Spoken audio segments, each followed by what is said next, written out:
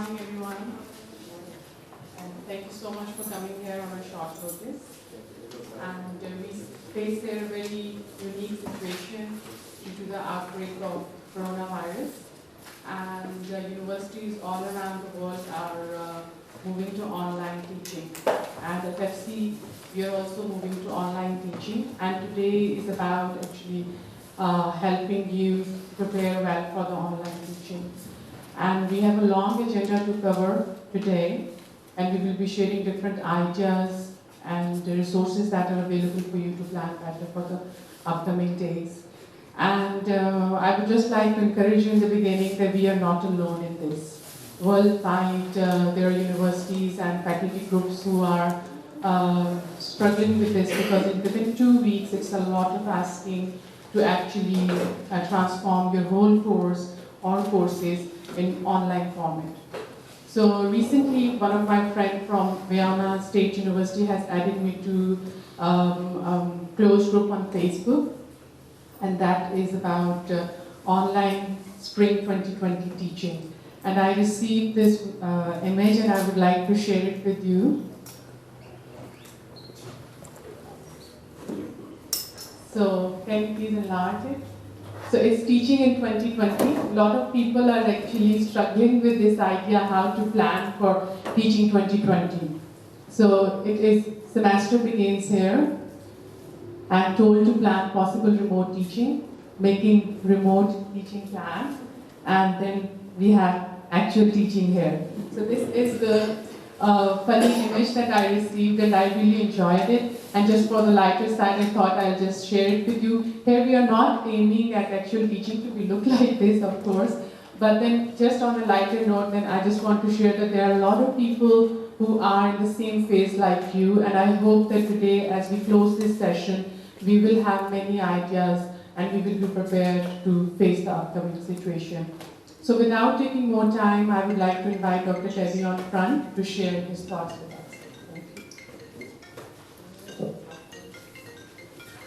Can you please switch off your cell phones? It'd be easier if I went to the podium, so I think I'll move over there.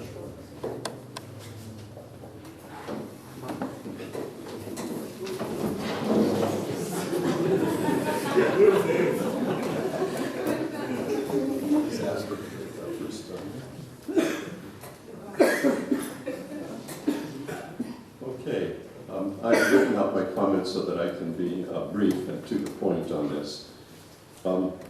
We're faced with one of the biggest educational challenges since denationalization, and my guess is that it's the second biggest challenge since the founding of Former Christian College in 1864. The biggest would, of course, have been the continuing to impart education during and immediately after partition in 1947. I don't think that we'll face an educational predicament like this in another 50 years. The government has closed universities for 3 weeks, and it is more than likely that they will remain closed for the rest of the semester because of the pandemic of the coronavirus. But this crisis also provides an unprecedented opportunity to make a great leap forward in becoming better at imparting education. And I believe that we have the faculty and the academic leadership to do just that. And I believe that we have the administrative support that is necessary to do a truly awesome job in the face of these immense challenges. I hope that by the end of this session today, you will be as confident and excited about this possibility as I am. Our goal is to make it possible for every single one of our students to complete their classes and get a grade for them this semester. I'm asking for each of us to make this our pledge. We're not just going to try, but we're going to do it. You as academic leadership who are being brought together at this one time, at an appropriate social distance, I may add, are key to make this happen. And there are 4 important points that I want to make before you dive into the real struggle. Okay? If the closure extends beyond 3 weeks, we're going to have to be very flexible this semester.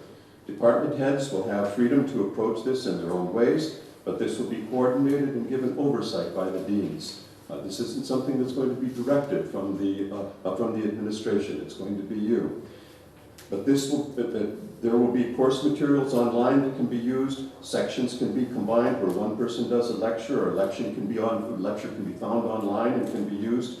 You'll have to brainstorm and figure out how to do assessments. And even if we have to change our assessment systems and adjust what we teach, we will give our students the grades for their courses. Let's make that our pledge today, okay? Second, now, having made the first point about flexibility, my next point is on the importance of unity. You may feel that your department has the perfect way forward with websites and online materials, but another department may feel equally strongly about other materials from different sources. And the student takes courses from both departments and so has to adjust himself or herself to both systems. This is a time to learn new things, but it's also a time to come together on the system that we already have and has been proven. Putting it bluntly, this meeting is to promote and request that we use, or that you use, Moodle. Our ID department has made some truly remarkable enhancements that you will not have yet seen. This is the unveiling. It's like you have a work of art you want to show for the first time, and you pull the cord that opens the curtain, and everybody goes, ooh and ah. You know, that's what's going to happen today when you see Moodle and how IT has developed it. Okay? Its flexibility will enable you to deliver most anything that you would like to, plus provide a robust forum for interaction and keeping track of your students. It's integrated into our database and into our systems in the university. Do you have lectures you want to use from a particular website, another place? Great. They can be delivered through Moodle. One place for all of our students. I'm sure there will be some who believe there are better ways of managing this online teaching. And I've had several emails and even a full proposal communicated with varying degrees of passion and intensity. And there may be better ways. But this is the way that we've been using, and many faculty are familiar with the parts of Moodle that we taught previously.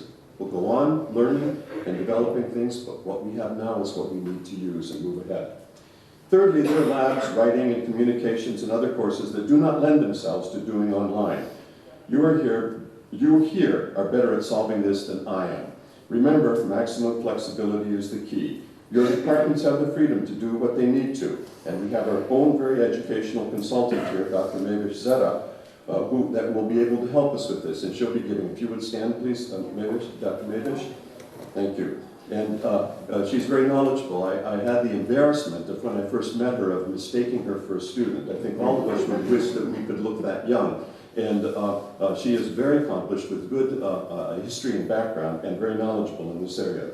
Others will be available. Hotlines for IT, and I'm even sure a visit may be possible if one is really stuck. Dr. Bob Wetmore, who has used Moodle extensively, will explain how educational objectives can be achieved through using Moodle, but not necessarily in the same way as they are delivered in the classroom. Deans will be available to help and approve if necessary changes to course content in the days to come, and the Associate Vice Rectors for Academics will be available as well. The Advising Center will be there for students and the problems that they may face, and we will be prepared to make some unusual exceptions given the circumstances. It's not the rules that we're following, but the goal that we want to commend. And finally, on Monday, March 30th, in a little less than 2 weeks from now, we want the teaching to begin. Ideally, faculty should be in touch with their students before that. This means that we will have to be busy now to prepare for that rollout.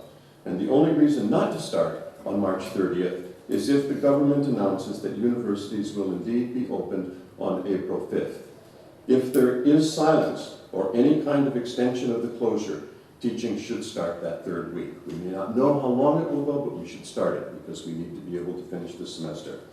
And remember the goal which has now become our pledge. Every student gets a grade in every course they take this semester. You can do it. I know that you can. Thank you very much.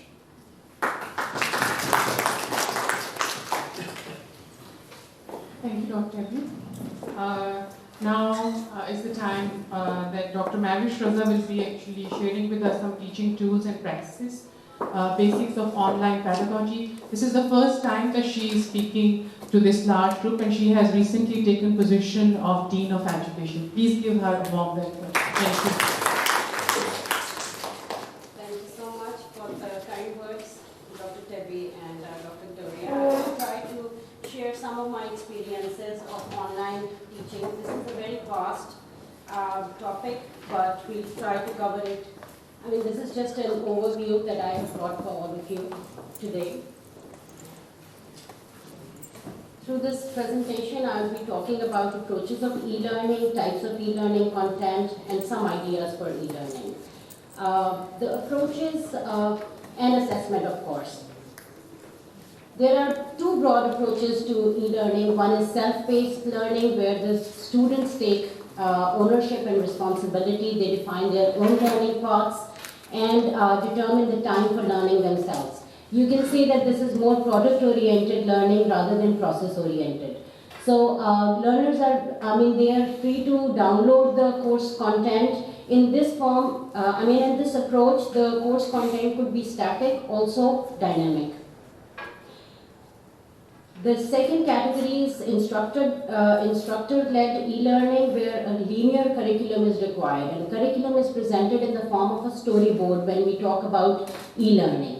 We will talk about storyboarding later, but basically the units are chunked together and they are led by an instructor. So the instructor decides what is the process within the path of learning.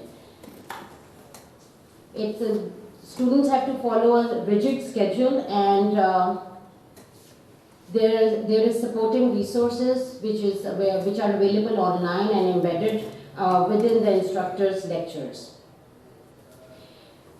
Now, different types of e-learning content exist. One of them is simple learning resources, which does not promote interaction. These are static resources presented to the students in the form of a Word file maybe, or a presentation, or an Excel file, a data analysis sheet maybe. But then there are interactive e-learning lessons that require instructors to create opportunities for students to collaborate by adopting maybe chat feature or discussion posts. It's entirely up to the instructor and the need of the course. Then there are electronic simulations, which could come in the form of audio or video resources. Some podcasts or lectures which have been recorded previously, and then learners have access to these. Other than this, other resources could also be integrated. For example, the freeware that is available online, for example, YouTube videos, or some lectures given by somebody else around the world, which you feel integrate well with your course outline. And then there are job aids, like dictionaries or the typical resources which are just there for understanding purpose. After we decide the e-learning content, another important aspect for all of us to think about is how are we going to present it. There are two categories or two ways of presenting the content. One is synchronous and the other is asynchronous.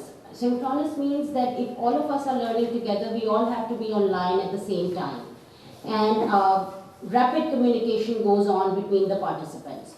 Whereas asynchronous means that there could be a time lapse. For example, emailing, when an instructor writes an email and the students reply to it later on, doesn't really require everybody to be online at the same time.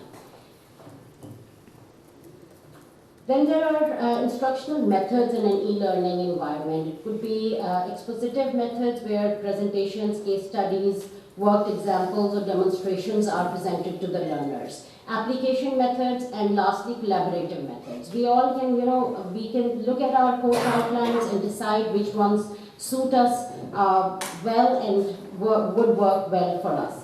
So here are some examples within each method. It's very important for all of us to understand that e-learning content, be it whatever, has to be learner-centered, it has to be granular, which means it has to be segmented. Too much knowledge at the same time is not going to reap the result. So you have to give time to the students to basically grasp on the ideas and for their cognition to work around it. It has to be engaging, interactive, and personalized for the reason to sustain attention and engagement. of course, attention is very important. And one of the challenges that have been reported around the world for e-learning is that students lose the interest and they are not really attentive in an online learning setting, where it's just distance learning, which we are going to opt for, because it's not a blended learning that we are going for. We are not going to have face-to-face meetings followed by an e-learning intervention. It is just going to be an e-learning intervention for a longer period of time. So attention has to be, I mean, this is something that we really have to work around, that how are we going to ensure that students are attentive and they take it seriously and they don't think that it is just a matter of killing time. This is their university going online and the education going online. This has to be, of course, tied up with valid assessment, which I'm going to talk about later.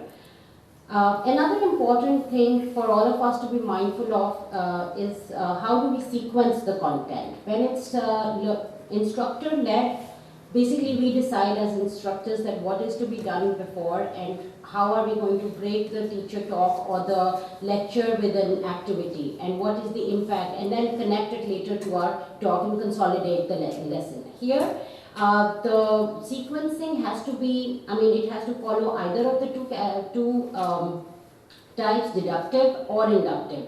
Deductive, which is, I mean, presented before giving an example, you lay out the theory first and build on the examples and the rest of the learning concept later.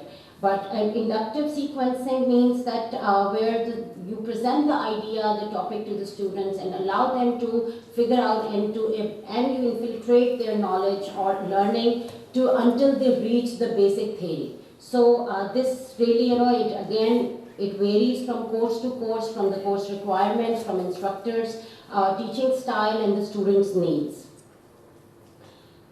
Some e-learning ideas, these are freewares, we can explore these. All of us should explore the freeware as well as the learning resources, e-learning resources which are available online. Here are a few examples for flipped classrooms. Flipped classrooms is a method where instructor becomes a co-learner with the students.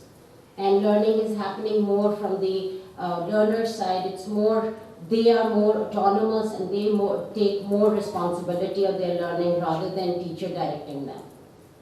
Now, assessment in e-learning is crucial and also tricky.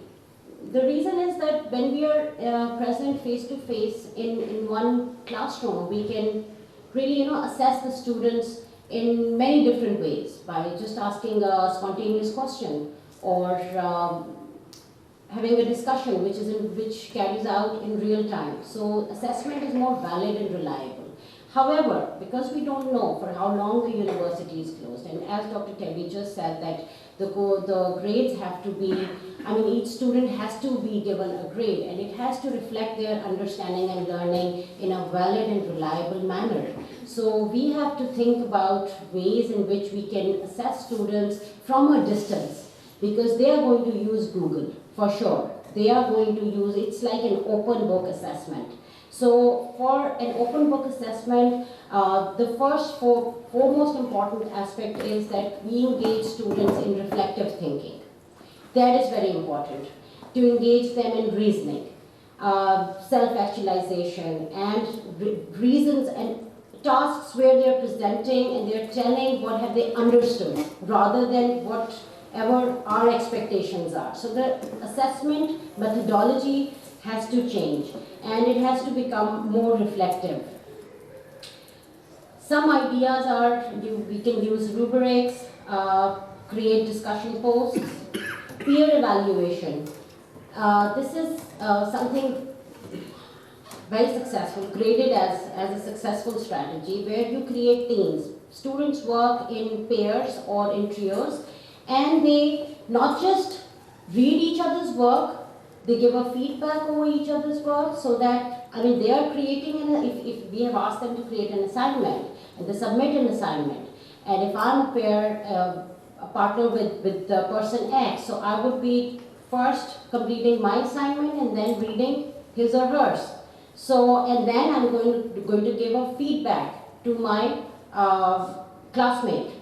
And the feedback needs to be reflective. For the feedback, we can create rubrics and explain it to them that what should be the nature of the feedback, instead of just saying good work, or it has to be quality and it has to have some deeper thoughts.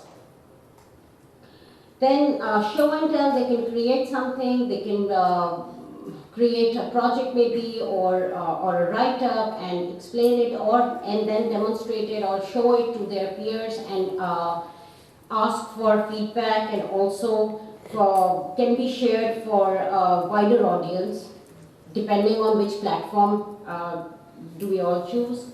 Then reflective commentaries, response to a video where an instructor maybe, if we have recorded lectures and we want to share those lectures with the students, later on could be asked to generate a response over it, or critique the video, or critique the idea that has been presented through the video. Self-assessment, some questions that could be considered for self-assessment are that, it's again making them recall the process of learning, reflect on the process of learning, and to come up with their own, they have to reflect on their own journeys. And that's it. Thank you so much. This was very brief, but thank you. Each of this segment requires a thorough understanding, and this is as brief as it looked like. It's on the surface, of course, but there is the iceberg lays under the surface. Another thing that I want to share here from my experience, back in 2010, the city was hit by a chain of terrorist attacks, and all the schools, the major school systems, they shut down and they had gone online. So from my own experience from the year 2010, I would just like to tell you that there's a lot of thought that needs to go into planning. Planning, the way we plan for the real-time teaching is brief. For online teaching, it has to be comprehensive planning, because students, when they are studying at their own pace, may finish the unit before you had anticipated them to. So there has to be ample material for them to stay engaged, and there have to be choices. Because when we are in the real time situation, we can alter and we do cater to different learning styles by through our instruction and through the resources that we use, the kind of tasks that we assign to the students in the class. But here, the instruction has to cater to different learning styles. All the resources that are present online, they have to cater to a variety of learning styles and should enable students to extend their learning if they want to. If somebody finishes up with the minimum expected task, there should be something more for them to extend their learning rather than losing the engagement or interest. So the more you plan, better it would be. Thank you. So we will be sharing this presentation with you and all rest of the presentations as well. So now I would like to invite Dr. Bob. Dr. Bob is one of the faculty members who is regularly using Moodle and online learning in his class. So he will be talking about some of his practices that he is using, and then he will be focusing on rethinking course goals, student learning objective, and valid assessment. Thank you, Dr. Bob. I created a handout which seems to be exactly opposite of what we're doing. But I washed my hand 10 times this morning, okay? So, but I don't know what they did. All right, so, wow, can you believe what has happened? When you went to bed on Thursday night, and now we're waking up on Tuesday, we're like, oh my goodness, our whole lives have changed. Our lives are not changing nearly as much as many lives all over the world are drastically being changed in very negative ways. So we all have a lot of work ahead of us. We have a lot of work, but did we run out of handouts or what? We have a lot of work, but our work can still achieve. We can still achieve our goals. So what I want to talk about is, here are my goals. Professors will entirely reevaluate their learning outcomes course goals for each course. paring their goals down to what's essential. Second goal, professors will figure out how they can assess their progress toward achieving these goals with their students using online tools. Third, professors will strategize how to achieve their learning outcome goals for each course in light of their plan for assessment. So you see the common thread is learning outcome goals. So obviously, everybody's learning outcome goals are going to be different, and I don't need to do what Deep Think has already done for us and others have done, Dr. Roxana. We have skills, we have understanding, knowledge, and there are probably lots of other things that I don't have here. But before you figure out what you're going to deliver, you need to figure out what your goals are. So what we need to do, I'm sure all of you sat down yesterday and said, where do I start? So where you start is this. You look at your outcome goals for your course, and you cut them down to what's essential, Bus. Just what's essential. This is the granddaughter test. The granddaughter test is, if my granddaughter, that's how old I am, if my granddaughter comes to FC College and she's in my course, what do I want her to have when she finishes the course? The granddaughter test is the most important because she's mine, and therefore I love her, and therefore I want her to get the best education she can from my course. So what you need to do is the granddaughter or daughter, whatever, sister, you really know, test, which is, what must they have when they exit this course? Okay, you got that, right? Now, when you do that, you need to keep asking the question, how important is this? And then, once you've got your goals down, one kind of goal is skills, and I don't know anything about the sciences, but I know in the humanities and other areas, you can do more online with skills than you can in the classroom. I don't know if you realize that. You can do more online with skills. So I'm going to give you an example. I teach a course called Interpreting the Bible. It's a 100-level course.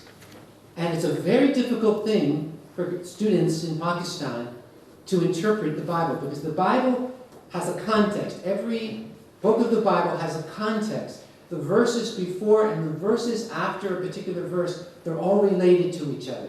It's like 70% of the 70% of the Old Testament is a story. You probably don't know that. It's a history you follow all the way through. And so the context is really important. But students that I get don't know how to read something in context. It's out of their limit. And so this semester, at the beginning of the semester, in January, I said, I think I need to use Moodle to teach them how to do content. And so context. And so what I did was, I created quizzes for my students online on Moodle. And I worked pretty hard at them. And on these quizzes, I had them go through a passage. I'd give them a passage, Psalm 27, verse 3. And then I would say, let's look at the context before. Tell me what you see in the context before. Let's talk about what you see after. Tell me what you see in the context after. Now tell me what Psalm 27, verse 3 means. You know, that's harder to do in class, even in group work. I do lots of group work in my classes because of Deep Think. Thank goodness for Deep Think. And even with group work, that doesn't quite do the same thing in teaching a student how to gain a skill. Now, I don't just have one of these. I have 14 of them. Every week they're doing one. And so what that does for my students is it forces them to be able to engage in how to develop a skill they've never had, which actually helps them to develop critical thinking. Because I think we all agree, the most important part of critical thinking is the context. That's the most important part of critical thinking. So it's a good thing. So for that particular course, my goals are really simple. I only have 3 goals, outcome goals for the course. And I'm expecting that you should only have 3 outcome goals for your courses this spring. You can get lots more in the fall. Well, no, I don't think so. But anyway, who knows what's going to happen in the fall. But anyway, in the future, you can have more goals. But I think you need to cut down your goals to just what is absolutely essential. Okay, I hope that makes sense. All right. Understanding. I don't think I didn't mean to do that. Understanding. I don't think we've thought about the fact that it's really hard to promote understanding in the classroom. It's really easy to promote understanding in Moodle. Understanding is easier online because in the classroom, you're telling them what to think and you're telling them what they understand, and they don't really understand what you're saying a lot of the time. And so on the Moodle, what you do is you develop your content to reach the goal of understanding, and you make understanding to be, knowledge is not going to work on Moodle. Knowledge doesn't work. Understanding works really well. Integration works really well. Application works really well in Moodle. So what I need to do, this is really awful what I'm about to tell you. What I need to do is I need to stop as if today is on the 30th of March is the first day of my semester. And I need to say, all right, I'm developing a new course. I need to develop new goals, and I need to figure out how am I going to assess those goals? So, DFINC tells us the first thing we do is figure out our outcome goals. Number 2 is assessment. And that's another thing that's really unique about online learning, is the assessment is a part of the learning experience. Very much so. Much, much more so than in the classroom. In the classroom, we take an exam from our students, and they tell us what they know. They've memorized it. And they forget 92% of what they've said. But in online, you can't test for what they've memorized. What you have to test instead is for what they understand. So now you're going to develop a completely different form of teaching, because now, this is amazing, your teaching is goal-based and assessment-based. And so assessment first, content last. Goals first, of course, and then assessment and the content. Now, I'm saying this, I've done it, it works. It is far superior. Okay, so just keep in mind that the issue is not the content you're going to deliver, it's the assessment of what they understand, what they can apply, and how they can intersect these things with other things. So now it becomes, wow, now I need to think. I need to think about, what do I want them to be able to connect? What do I want them to be able to understand? And then, there are lots of different ways, and Shaka and others are going to tell us how we can do that. Discussion boards, journaling. Surprisingly, journaling is very effective. I didn't expect it. Dr. Ghani told me I needed to journal. I started doing it, and I was like, wow, there's learning that goes on. Normally, the students leave your classroom and they only talk about what they're going to eat for lunch. But when you have them journal online, what are they doing? They're actually taking what you've been teaching them a step further. So I would figure out my ways of assessment, journaling, quizzes. Shaka will tell us some of the things that we can do. That was a wonderful, Dr. Mayavish, that was a wonderful lecture. Dr. Mayavish can be a resource person for us to help us to understand. But do you see what we have to do? That's our goal. I'm not going to do most of this paper, don't worry. Okay, I have some really good advice here on how to use online. I'll only say 3 more things and then I'll hang out. Okay. Shaka and those guys, folks, are going to be able to tell us things that I can't tell you because I just don't know. But I will tell you that, please, when you do lectures and you do video information, make it short. YouTube, 7 to 10 minutes. You look, 7 to 10 minutes for the substantial YouTube things. TED Talks. Okay? 7 to 10 minutes. So what you need to do is take your information that you normally stick into a 50-minute lecture or longer, and you need to cut it into segments. And each time you give some kind of information through a video, you need to create an assessment with it. You need to create an assessment with it. Without that assessment, they will not learn anything from the lecture. And it's got to be an immediate assessment, okay? Have them do it right away. And so what that means is you've got to think creatively and say, how can I get what I just poured into their heads out from their hearts so that they processed it and made the connection?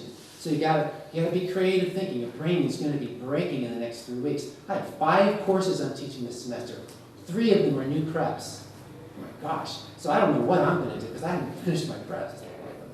I was being thankful for the cricket days, but I'm not anymore. Wow. Okay, anyway, so that's the first thing. Make short presentations and assess. Now you heard an undercurrent there. We're going to be working harder than we've ever worked as professors before. This is like your first year of teaching now. The reason is because you've got to assess things. You've got to judge. You've got to grade them when they assess them. And it's really a lot of you can be fast about it. You can rubrics, you can do all of that stuff, but you got to assess. You got to assess all of these things, especially the first 2 times you do journals. You got to assess those journals. It's going to take you like 4 hours to do it, but you have to do it. And then you give them the feedback right there online, and they definitely look at it. They definitely look at the feedback. And then if they do a quiz and you're assessing, you've got to look at it. Okay, number 2. Quizzes can no longer be informational, just toss it out. It's gone forever until this is over. It has to be understanding. It just has to be.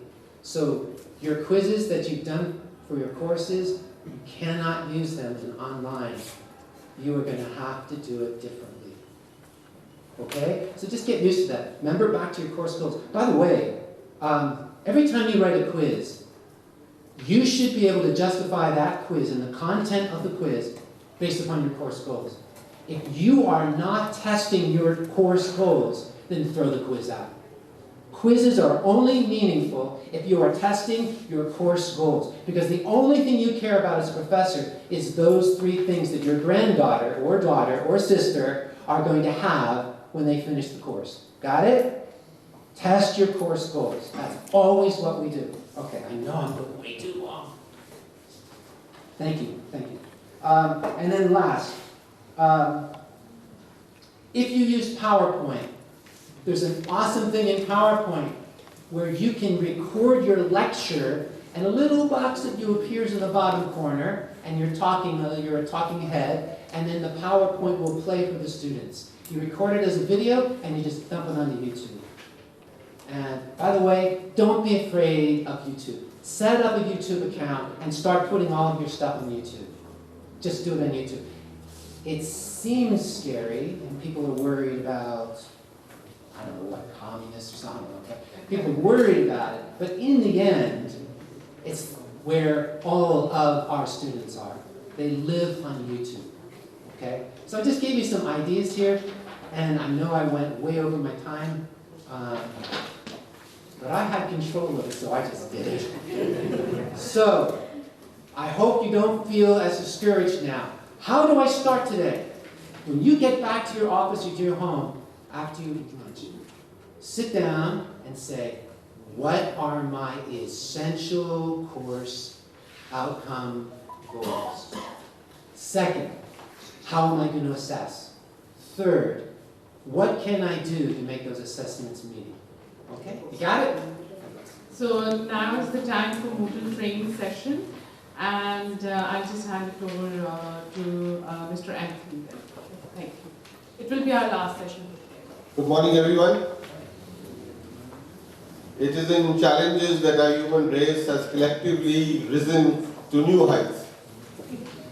Our finest star has always been when we have together responded to threats. And today we have an opportunity again with the COVID-19. Together with empathy and understanding to rise, work together for those and are looking to us for inspiration. And that's mainly our students. So our IT team is here. We have a technological infrastructure which will stand the test of anything that you can throw at it. Let's work together. We listen to you and come up with ways that you, who are actually the warriors in this, the faculty, we have heard that with the few speeches that we had, that the challenge, the ball actually is in your court.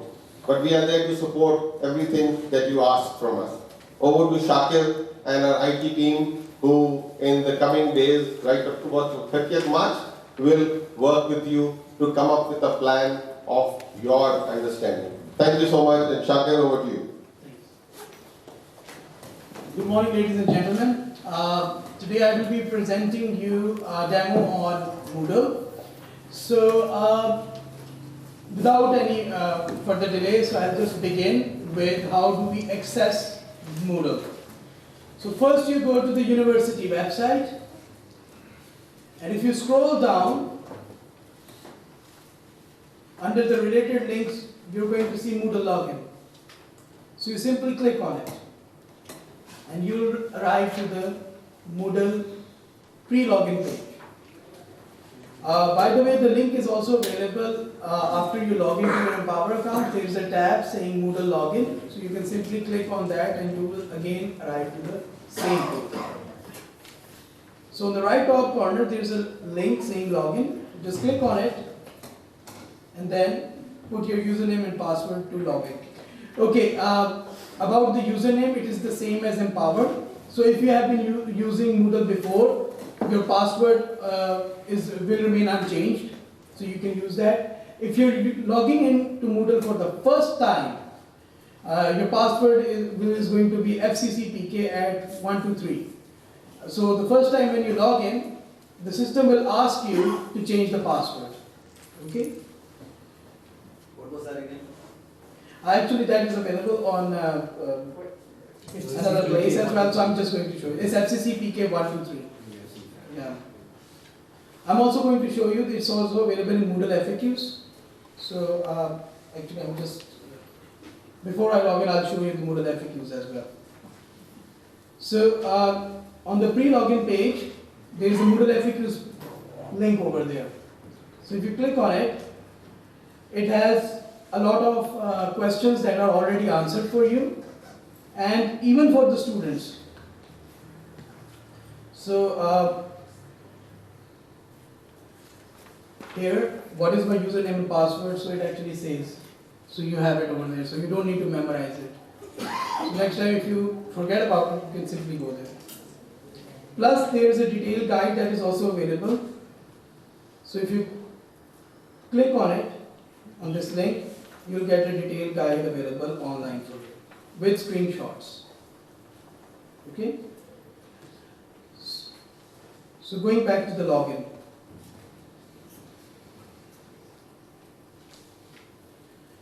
Okay, before I proceed further, is there any question about accessing Moodle? Can I proceed further? Thank you very much.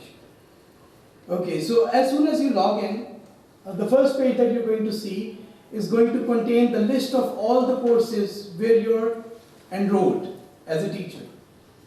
So these are the courses where I'm enrolled as a teacher, and this is the course that I'm going to use for today's training. So I'm simply going to click on it, and then I will arrive on my course page. So this is my course page. So before I proceed further, I have an interesting thing that I want to show you. So first let me show you that a particular video that I created. Good morning, ladies and gentlemen. My name is Shakir Gill. I work as Senior Manager IT Business Analyst with IT Department. Today I will be presenting you a demo on Moodle. Moodle is basically an LMS, Learning Management System. What a Learning Management System does is, it provides a great capability for the teachers and students to collaborate with each other. It also provides a great opportunity for instructors to digitalize their lectures and provide them the capability of conducting online student assessment. And basically it is an integrated platform where you can do all these activities on your course page. So today what I will be doing is, I will be actually walking you through Moodle and telling you about some features that are really essential for online teaching and how Moodle facilitates these features. So just to briefly tell you, summarize about Moodle.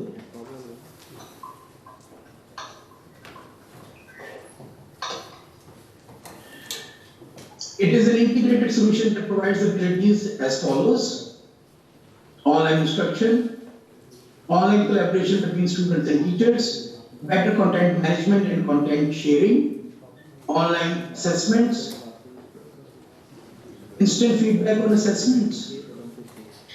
And today's agenda will be that first I will be telling you how to access your Moodle account and how you maintain various sections of Moodle course page. Then I will be showing you how to share contents, starting with sharing files, sharing folders, then moving to sharing and embedding videos, creating a web page, sharing online links, and creating books. Afterwards, I will be giving you a brief demo on video lecturing through Moodle and how you can chat with your students. At the end, I will be demonstrating you on how to create quizzes and how to create Turnitin assignments.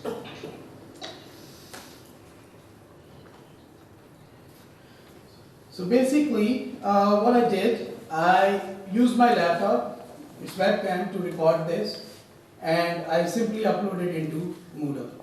So I'm just, as Dr. Paulser asked me how I did it, so I'm just going to briefly show you how I did it. So,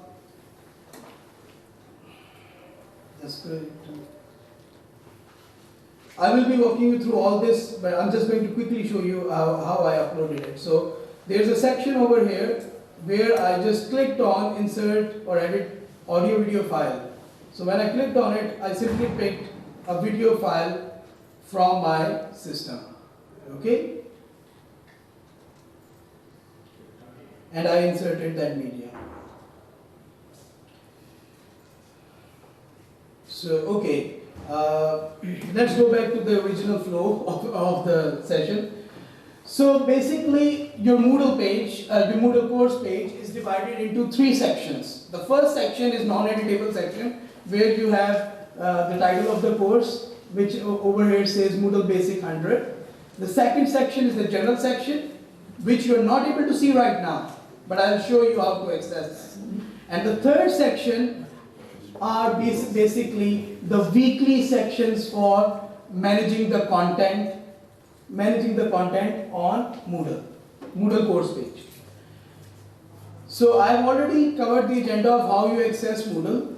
So I'm now going to show you how you manage the sections, starting with the general section. Okay, before I proceed with anything, I want to tell you something about Moodle. So if you have to do anything on Moodle that pertains to editing or deleting, you need to ensure that your editing mode is on. We call it turn the editing on. That is how it appears on the Moodle. So if you have to do edit or deletion, so the turn editing mode should be switched on. So I'm going to show you how you do that. And by the way, while I'm going through this session, if you're not able to memorize everything, that is fine. There is a detailed guide available that I just showed you in Moodle FAQs. Okay, so on the right top corner, if you click, you get a list of these items. So the second item is turn editing on. So as soon as I click on turn editing on, can you see the difference in the interface? See, all these edit buttons that have started appearing on the right side, these were not appearing before. So I wasn't able to do anything. Now, after turning the editing on, now I can make edits to these sections. Okay? So starting with the general section. The general section is just a blank section on the top. And on the left side, you can see that there is a small cog saying edit summary. So if you click on it, you're redirected to a new page so that you're able to add content into it. So in order to change the name, I need to click here a checkbox that says custom, meaning that I can customize the name of this section. So I'm going to name it Moodle General. And then if I have to put any description here, I can put it there. So if I already have it saved, I can simply copy paste it. So there you are. I already have a document for this. And I can simply copy this text and paste it over here. Okay. And then save changes. So this is my general section now. I've added content into it. So one of the things that you may do, and it entirely depends on you, you can in fact add the course outline right at the top of the page as well, or any information that you feel fit for this section. Okay? So any questions about accessing the general section and making editing and adding content into it? Any questions about that? Could you please just repeat it? Okay, that's fine. So I'll simply repeat. So the first step was turn the editing on. It's already on, so I'm not going to access that. On the left side, there is a small box. If I hover my cursor over it, it says Edit Summary. So if I click on it, I'm redirected to a new page where I have to ensure that I have clicked on this checkbox custom, and then I've added the section name. And right here, I simply, what I did, I just copy pasted everything over here, what I wanted to display. You can even type over here, and then at the end, I clicked on Save Changes. Okay? Is that fine? Shall I proceed further? Okay. So before I show you how to go to the bottom sections where actually you can upload your content and manage your course, I want to show you as soon as you make any change, there is a provision for you to see how the students are going to view the content that you are uploading. So on the right top corner, just next to my picture and my name, so you can see there is a drop down over here. Just click on it and you can simply switch role to the student. So this is how the students are going to view this page. Okay? So I'm going to switch back to my normal role now. Okay. So now I'm going to show you how do you manage this bottom section. Okay? So before I proceed, I need to ask you something, all of you. What do I need to do before I could actually make any changes to these sections? What do I need to do? Turn the editing on. Yes. So I'm going to turn the editing on.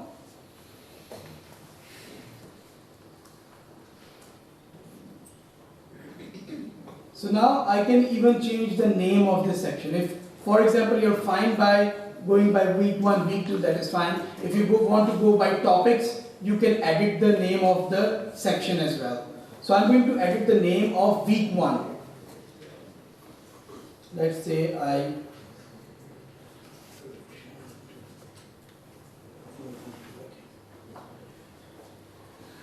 suppose you're not able to see right above this field where I have typed what it says. It actually says that enter when finished.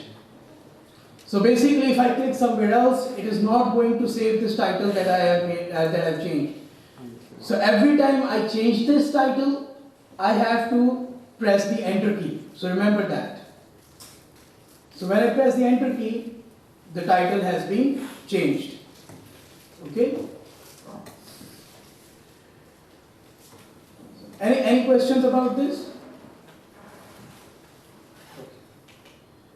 So now I'm going to show you how do you share contents with the student. How do you upload your file? So for uploading the file, you can see that it's written there, add an activity or resource. Can everyone see that? Okay. So let's click on it, on this. So as soon as I click, I'm presented with two types of lists. The first list on the top is activities, and the one at the bottom is resources. So if I have to upload a file, it's a part of resources. So you will find the option of uploading file under resources. So I'm going to select a file and simply add it.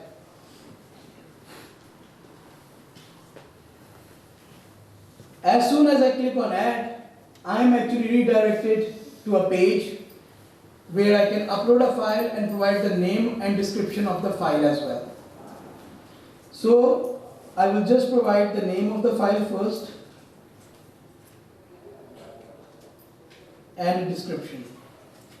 By the way, this is just an optional field. If you don't want to provide any description, you can simply leave it. But just for testing purposes and just to show you, I'm going to write a test description text over there.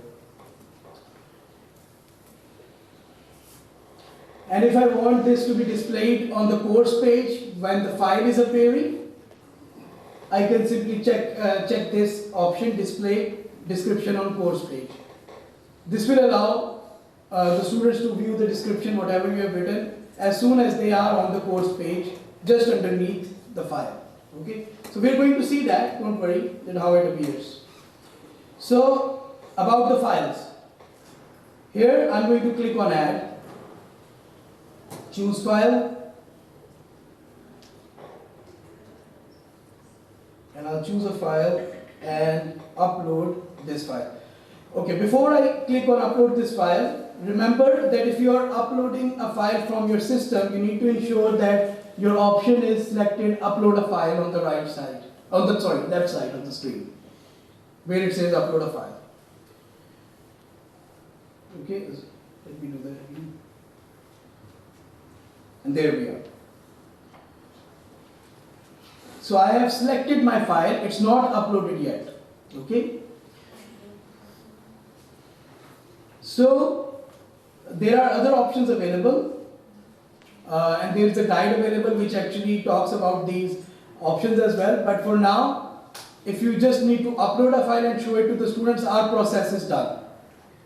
So you don't need to further explore these options.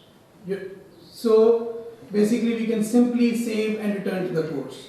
But before we do that, I need to advise you something about uploading a file. See, over here, it says files. So basically, it seems like that if you want to upload multiple files at the same time, while uploading a file it will allow. And it will actually allow you to pick the file, but it will only upload the first file. So this is the issue with the Moodle everywhere. So remember that if you want to upload a file, you just need to select one file at a time. There is a possibility of selecting multiple files, but for that you need to create the folder, which I will show you right after we are done with this activity. Okay? Save and return to the course. So now I want to see how my student is going to see this file. So I'm just going to change my role, and there you go. This is how my first topic is going to appear. Introduction to Moodle. That's the same video that I uploaded earlier on. And this is the file that I uploaded. Introduction to Moodle. And remember about the description that I clicked on a checkbox to allow to appear on the course page? That is why the description is appearing just underneath the file. Okay? So we are done with uploading the file. So do you have any concerns or questions about that? Yes? Yes? Yes, sure. Are you still going to be talking about videos? Oh yeah. Okay. My big concern with video that relates to Dr. Bob's thing is that there's a size restriction, 160 megabytes. You can load it on Google Drive and then post a link. Which I've done, but it creates extra clicking links that some students run into trouble. But anyway, I'll let you. Okay, that's it. Thank you. But how would you make your own video, you see? I mean, how do you do that? You make a slide and video together there. Yeah. What? How you make a slide and video together? Yes. You just There are upload it actually on- multiple ways of doing that. One of the ways that Dr. Bob said was that you can do it through your PowerPoint as well. You can actually open the camera and then, Oh, I see, okay. So that's how I did it. Yes. Yes. Skype also? Yes. I'm gonna remind you what we talked about earlier. Yeah. All of these questions are gonna be answered, and if we pull him off track, we're gonna lose. So if you have a question about the file, like uploading the file, that's good with the video part, you're gonna talk about that later, is that right, Chaka? Yeah. Okay. Yes. Thank you So- very much. Yeah, just, Thank you. you need to stay on, we'll be here until 4 o'clock, so. I promise, we'll talk about it. He did this yesterday for us, I promise. So uploading next. Okay. So now I'm going to show you how do you create your own folders, and you can upload multiple files into that folder. Okay. So before I do that, what do I need to do? Turn the editing on. Yes.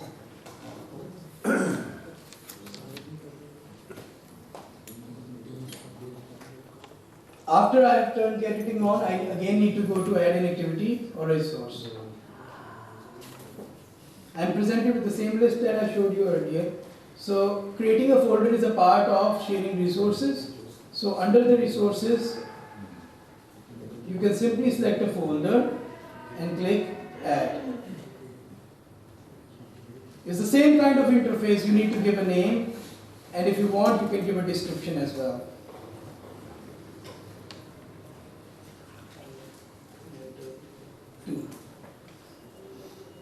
So I'm not going to put in a description now, it's the same methodology.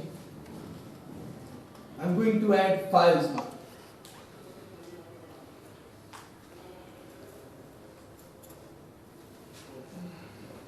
Upload this file. Simply add another file.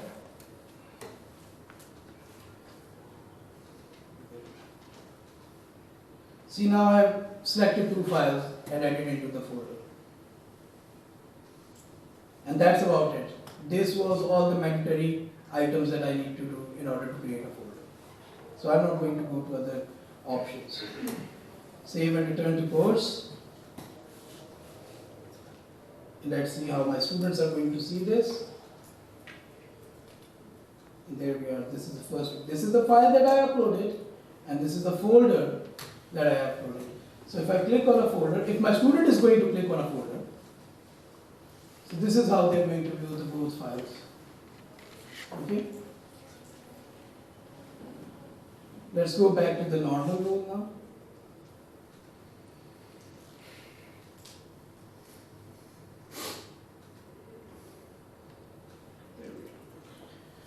So any questions about creating a folder?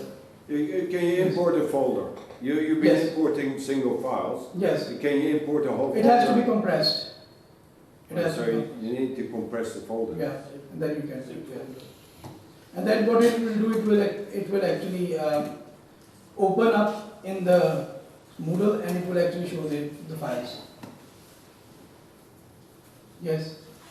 I have a question. If we are already sharing material on Google Drive with Yeah. students, Yeah. can that be transferred? Yes. Are you going to can talk do. about it? Well, I can show you that there is an option that you can actually transfer it from the Google Drive. So I'm just quickly going to show you that.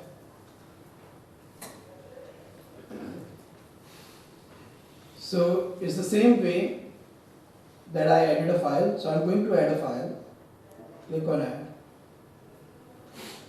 Because even if I'm sharing it from the Google Drive, I'm getting a file from the Google Drive, right? So let's say Google Drive, I'll just name it like this. And then add, and see this thing that says Moodle next to the Google Drive symbol. So this is the Moodle integration with the Google Drive. So if you can simply click on it, you need to log into your account, and then you can fetch the files from there. Okay.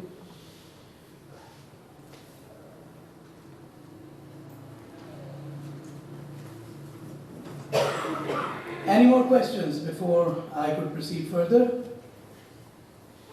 So we have done files and folders, and now we're going to go to creating a web page, which is very simple.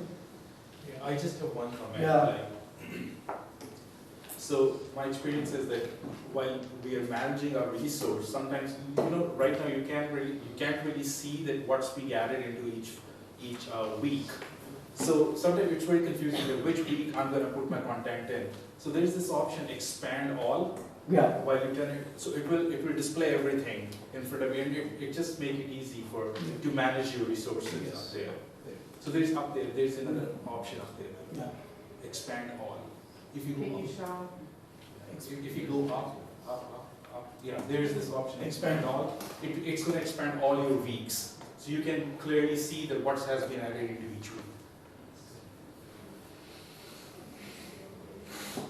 Thank you very much, Dr. Sharon. And okay, so I suppose we can move further. So now I'm going to show you how do we create a page. So again, let's go to week 2 now. Click on add an activity or resource. So pages again are the part of resource, so I'm going to go to the list of resources and select page.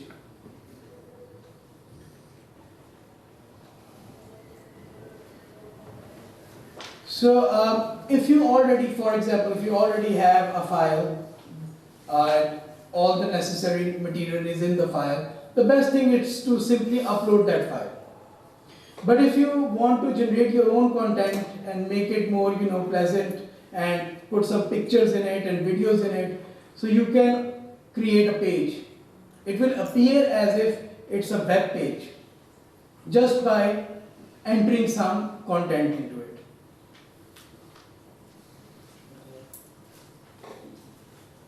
So I'm going to name it Moodle page. The description is the same as I showed you for the while uploading a file.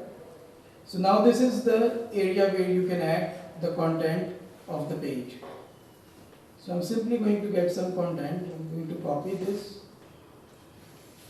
and paste it over here. And if I want to add a picture to it, I can simply insert or edit image and then click on browse repositories.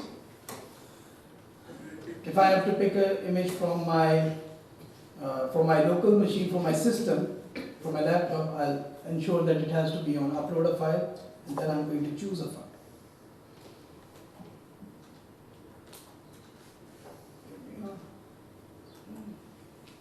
See, when you select an image, before saving the image, you need to remember that this checkbox here is clicked.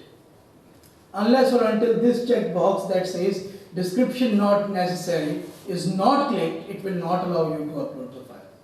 So ensure that it is clicked. So I've clicked that here, I've checked that box, and now I'm simply going to save the image. And now this image becomes a part of my page. For example, if I have to create a link by which a student can click and go to a web page, I can even do that. Visit.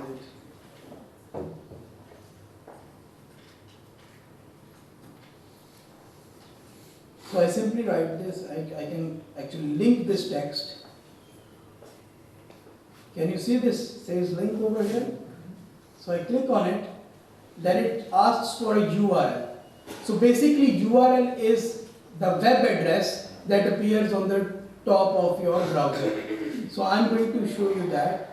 I'm just simply going to, so this is a URL, that link. So you simply need to copy this link and enter over here and create a link. And save and return to the course. Now let's see how my students are going to view this. And this is the Moodle page that I just created. So if when the students open this, it opens it like this. Okay? Any questions about this? The link to FC College. Yes, oh yeah. Thank you, sir. So if I clicked on link to FC College, see, I'm directed to it. So for example, if you have any lecture or a case study that is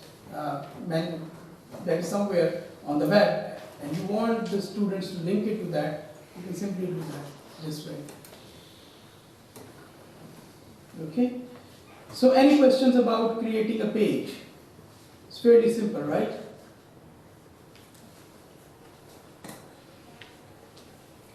Okay.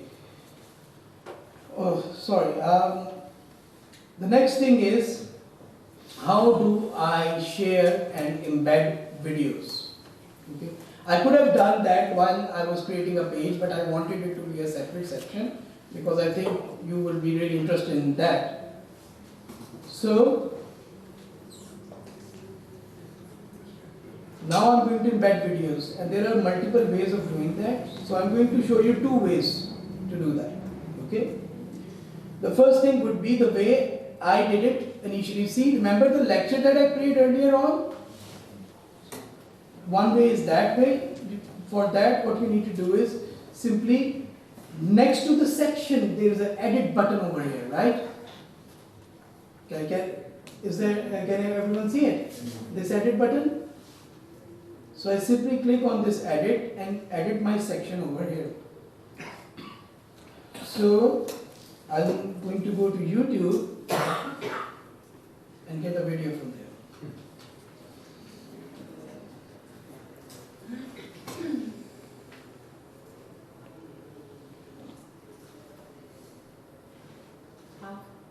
Yes?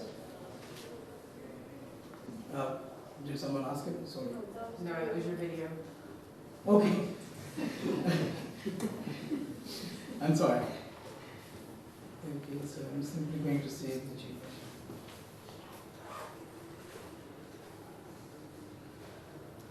Oh. On the top right corner, I'm going to see how my students are now going to see this video. So I uploaded the video in V2. See, I simply copy pasted the link that from the browser into the content area and see how the video got embedded into Moodle. So I'm going to play that. How can I create courses in bulk on my Moodle? Instead of adding courses, So basically, this is one way of doing that. The other thing is, you can even add these videos into your pages as well. Okay? So now the page that I've already created, I'm going to edit it, but I'm unable to edit it. So can you help me out? How do I edit it? Turn the editing on. Yes, that's what I need to do. Okay, so first I return to my normal, and then I'll turn on the editing.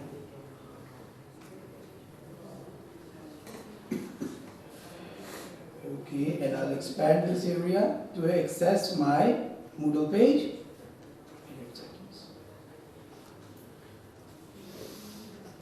Now I can simply copy a video over here, the link, the way I did it earlier on, or what I can do is I can simply add a video as well. The way it appeared before, the video that I created on my laptop, I simply uploaded it. So I'm going to re-import that video as well.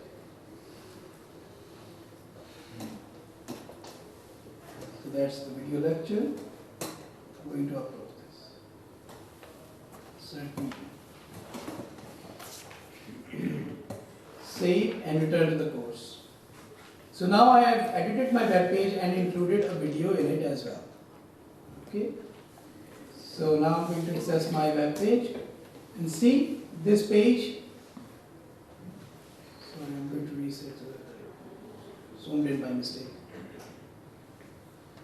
Now this page not only has a text content, it has an audio-visual content as well as a graphic content as well. and a link to another website. So I have actually created a page which has all these components into it. Okay.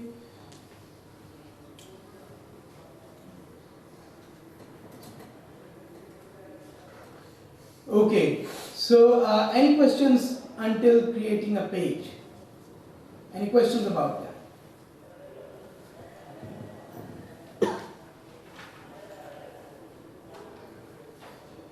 Okay, so the editing is already on. Yes. Okay, so now I'm going to show you how do you, if you just want to share a link from another website, how do you do that? So instead of like, you don't need to create a page every time, you just need to show a link or link a particular web page or a website with your Moodle course. So if you just need to do that, again you will add an activity or a resource, and under the resources you can see that there is an option of URL. Select that option and click on add. Let's say I'm going to name it FC College. And where it says external URL, I'm simply going to copy my link. So let's say I wanted to link about FC College page. So I'm simply going to copy it from the browser and paste it over here. And save and return to the course.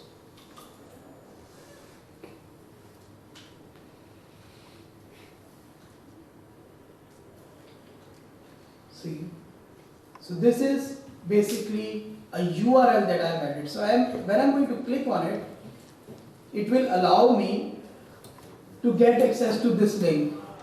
When I click on this link, I go to About FCCU page.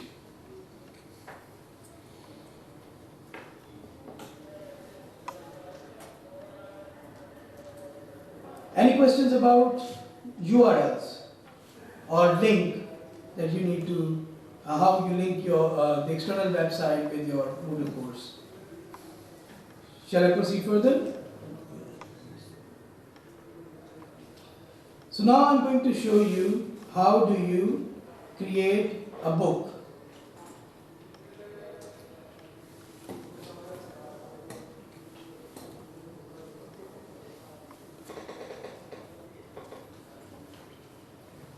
So under the resources, the first item is creating a book. Okay, before I proceed further, let us suppose a scenario that you have a digital copy of a book. Okay, and this is a problem that we had before as well. Some of the faculty members thought that if they have to upload a book, then they need to select this option. Remember, this is not adding a book. This is creating a book. If you have to add a book that is in a digital file, then you need to select file.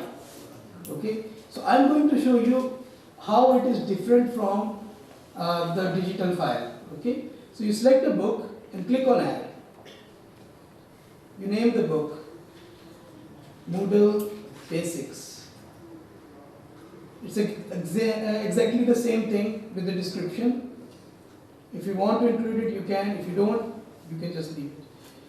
And save and return to the course. Okay, so one thing funny happened, right? I just gave a title and I created a book. See how the book works is that you just create a resource of a book, and afterwards you start adding content into it. So now I'm going to show you how you do that. So basically, I'm going to expand out. I created this book, Moodle Basics. There is no content in it. So now I'm going to open it. So now I can add a chapter to it. Introduction to Moodle. See, this checkbox is not available for me to create a subchapter. It is because I don't have any chapter right now. So as soon as I create a chapter, this will become available. So there I can put a content, and it has the same options the way you can create a page. So you can add a graphic to it, you can embed a video into it, you can link another website into it. So I'm simply, for now, I'm going to add this text content shaper, okay? And then I'm going to save the changes. So this is my first chapter.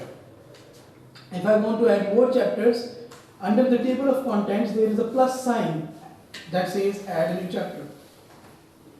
So I get to the same interface again. But the only difference is that now I can make this new chapter a subchapter. Can you see it? Now this is available. So I first need to supply a value.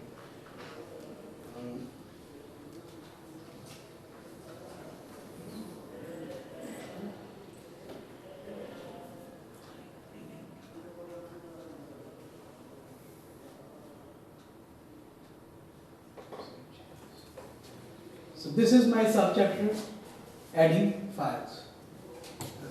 So if, for example, if you're in a situation where you want to actually create your own kind of a course pack, an integrated thing, by which the students can simply follow what you're going to be teaching in the semester, so you can use a feature like this. Okay? Any questions about how do we create books? Any questions? Yes? Yeah, I'm assuming that this semester none of us are going to do that. Yeah. But I'm just briefly telling you about these features, so just in case if someone is interested, and even if they need our help, we are always happy to help and support. So we will be available to help you out. You're doing awesomely. Thank you very much. Thank you. Excuse me? Yeah? If I am teaching multi-section course, for example, five sections of the same course, yeah. So I need to repeat every week in the same way for every section? Actually, if you can hold on to this question till the end of the session, okay, I can hold. There is a way of getting around that. It's a very simple way, but I don't want to, disturb the flow right now. So let's just get this done. Yeah. Yes, everyone knows that library creates electronic course packs for the faculty. Yeah. So you can, any faculty member can get a copy from the library and upload it. Yeah. Yeah, they can do that. Yeah. Thank you very much, ma'am, for your comment. Okay. So now what I'm going to show you is how do you create a chat with your students, which I suppose may be a big requirement during these times. So my turn editing on is working, so I can simply go ahead with add an activity or resource. See, creating a chat is not a resource, so you're not going to find chat under resource. It's an activity and it is available under the activities list over there. So you select chat,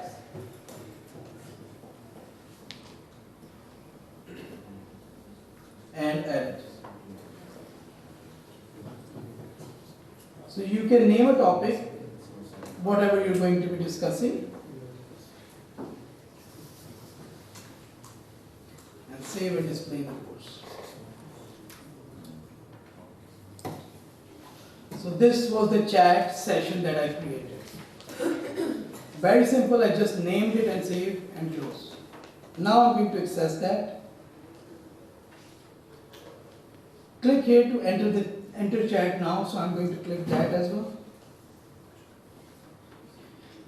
And simply I can start with the chat.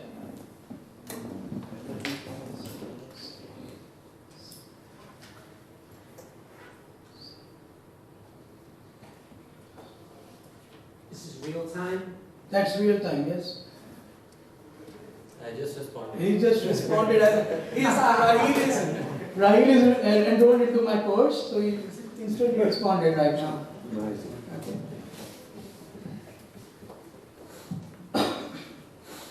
You can say hi, Dr. Bob, just to show this is not a robot.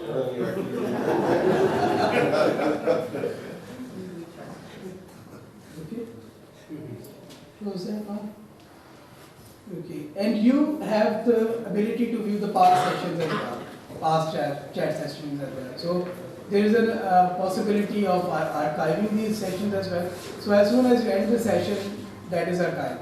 So you can access that session as well. Okay. Yes. Chat is available for that specific class group. Yes. Only for those. Only for those in the very course. They will get through email or what would be the way? I mean, if they are logging with the Moodle, then they will get it. Yes. See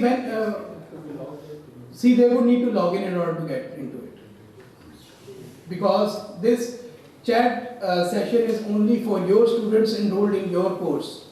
So unless or until they don't log in and they are not enrolled in your course, they cannot get access to it.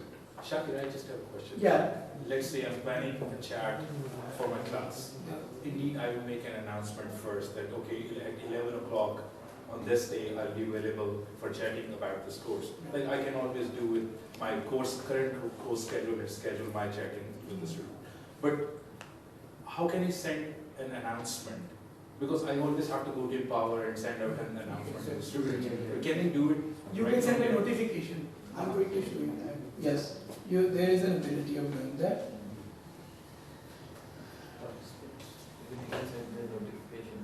Yes. So for all these contents that I have uploaded or the activities that I have created, I can send a notification for each of them. So I'm going to send a notification for this chat event. For this, I need to ensure that my editing is on. Unless it is not on, I can't send a notification. So it is on right now. That is why I'm able to access this edit button. So when I click on the edit button, right at the bottom, you can see notifications. As soon as you click on it, you arrive to this new page.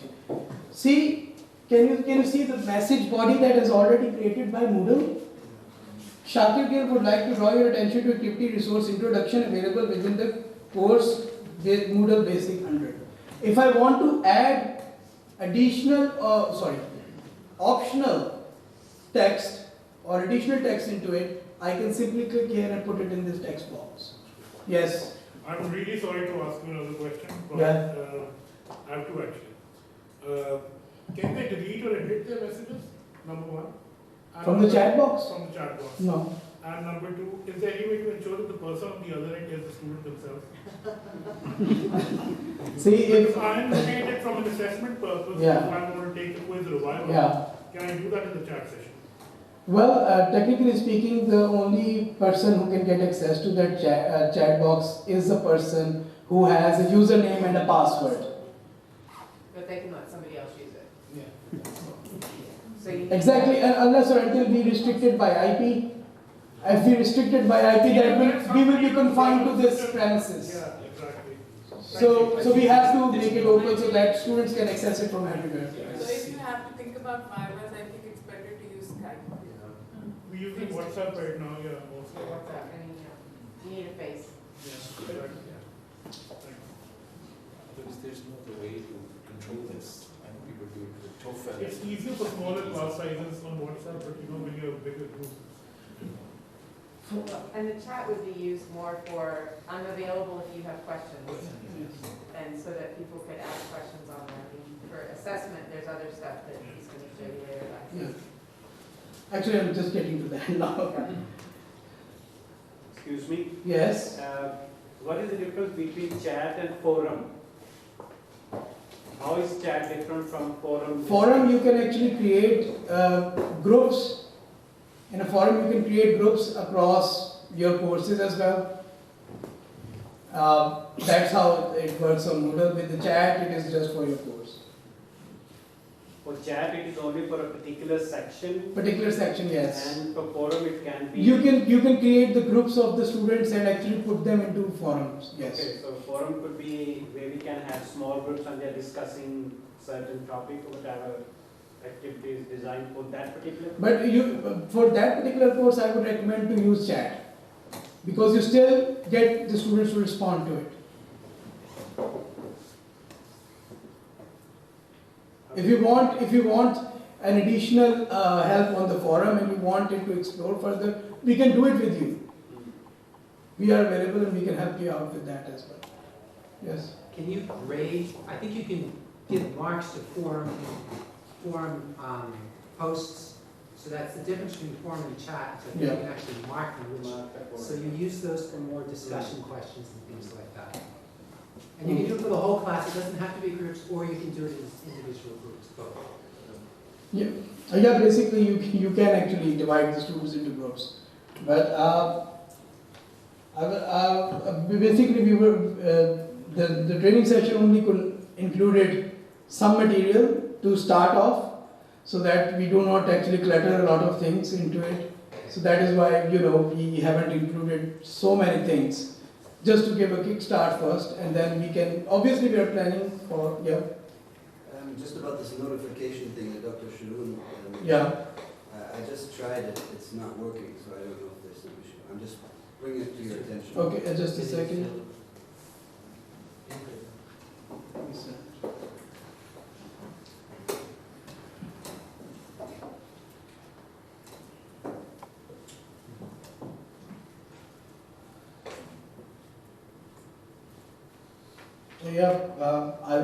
I did manage to send it to my participants, but we can check. So what's the problem? Maybe we can look into it. Yes, we can look into it. So, Rahim, can you please note it down, and we after the session we can help you out with that. Excuse me, Shakir, will you be coming to Zoom as well today?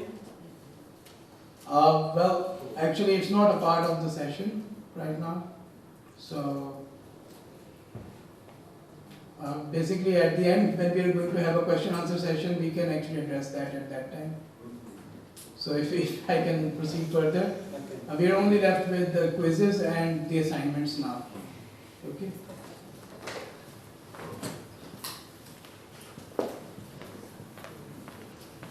Okay.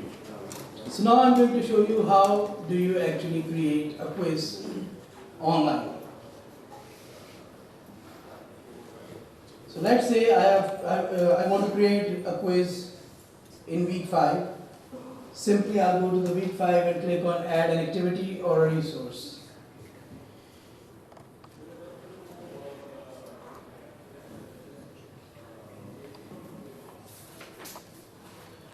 And quiz, sorry about that.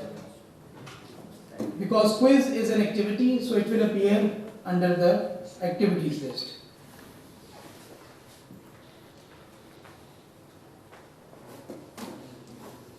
So I'm simply going to select quiz. Let's put a title. Quiz 5th week.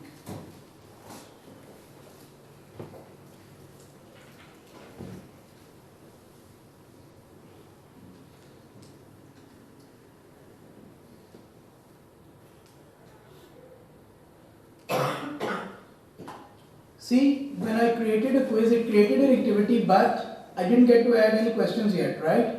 It's the same way when I created a book. So now if I have to add questions, I need to access the quiz from my Moodle course page. The same thing I did while I was creating a book. So I'm going to click here, quiz 5th week.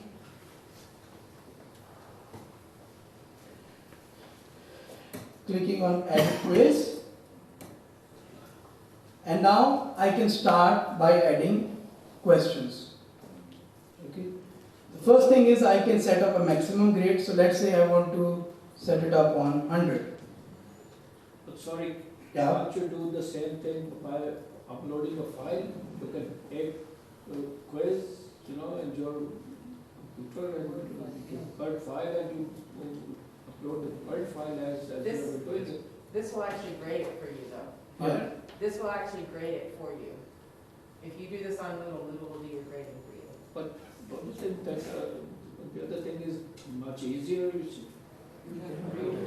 Basically, see, when we start using, the good thing about Moodle is, when you start creating the questions, it starts becoming part of your question bank.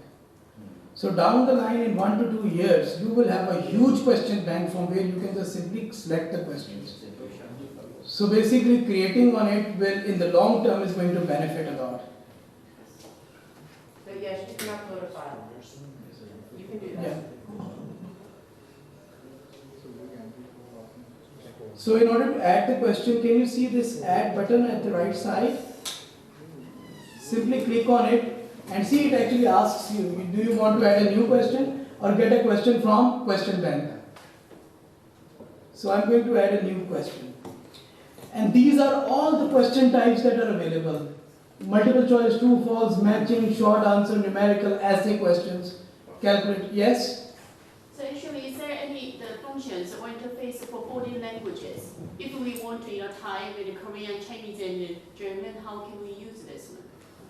So if you want to actually use foreign languages. Actually, we haven't exactly.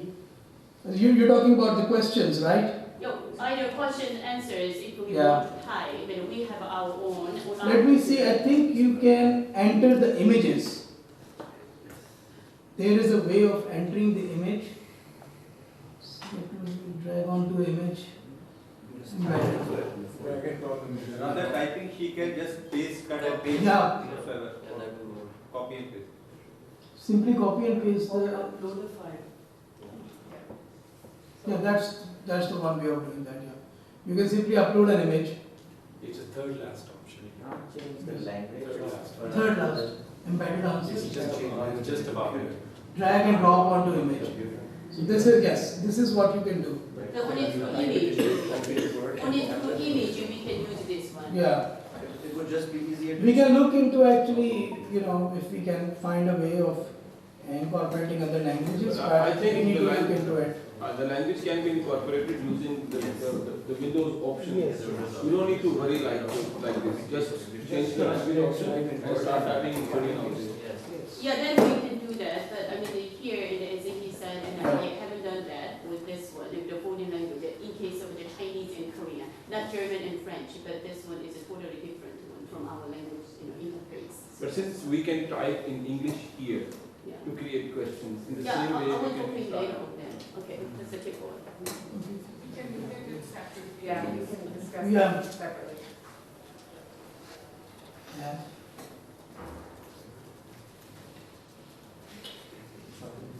So I'm simply going to, let us suppose I have created a quiz on Word.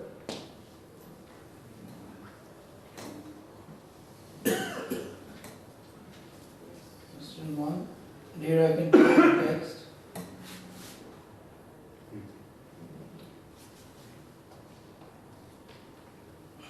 The default mark of this question. So this is basically the weightage of this question out of 100. So I'm going to give it 5 weightage. Okay. So it's a 5 marks for this particular question.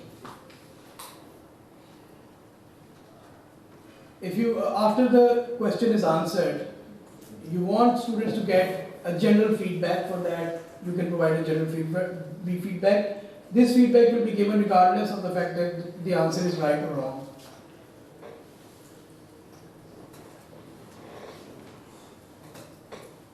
If you want to add a background image, there is an option of adding an image into the question as well. So you can actually choose that.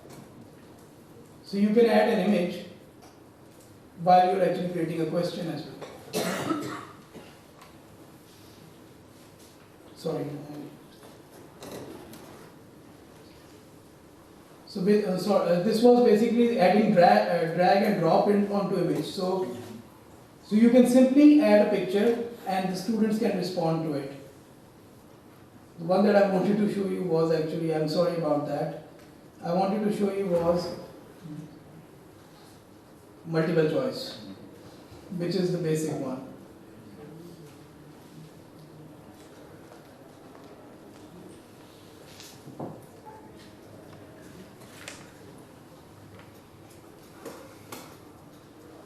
Simply copy the text. Default mark 5.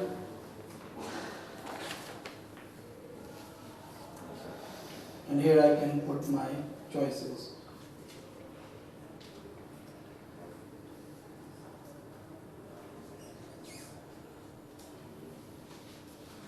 So for each choice, whether it's right or wrong, you can give a feedback for that as well, in addition to the general feedback.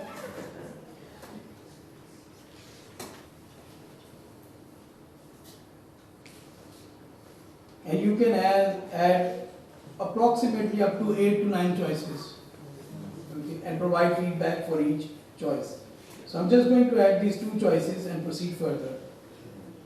Save changes and continue editing. Oh, sorry, I didn't mark the right answer. So for every right answer, you need to give it a mark. So I've given 100% for this. Sorry, I missed it out. So that is why Moodle question gave me an error while creating it. So now I can save changes and proceed. Sorry. Seems like I've missed. Just save changes. Save changes. Yeah. There we are. So my first question has been created. So even if I want to create next question as an essay question, I can even do that as well. Can you show that how students will look like? Yeah, there is actually an option of previewing. Can you see this? Preview questions. So you can click on it. So this is how the students are going to view the question. You should also click shuffle so that different students get the question. Different questions. So if you click on shuffle, so you can actually shuffle the questions and the answers. Any questions about creating a quiz? Can you please add, like, if we can fix some time, like, it should be only available for this much time. Okay, I can do that.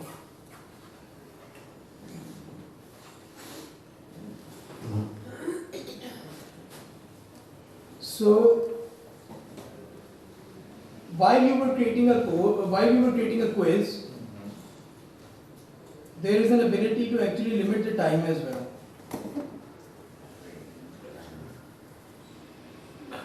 So let us suppose I want to allow the quiz from the 17th of March at 12:45 till 18th of March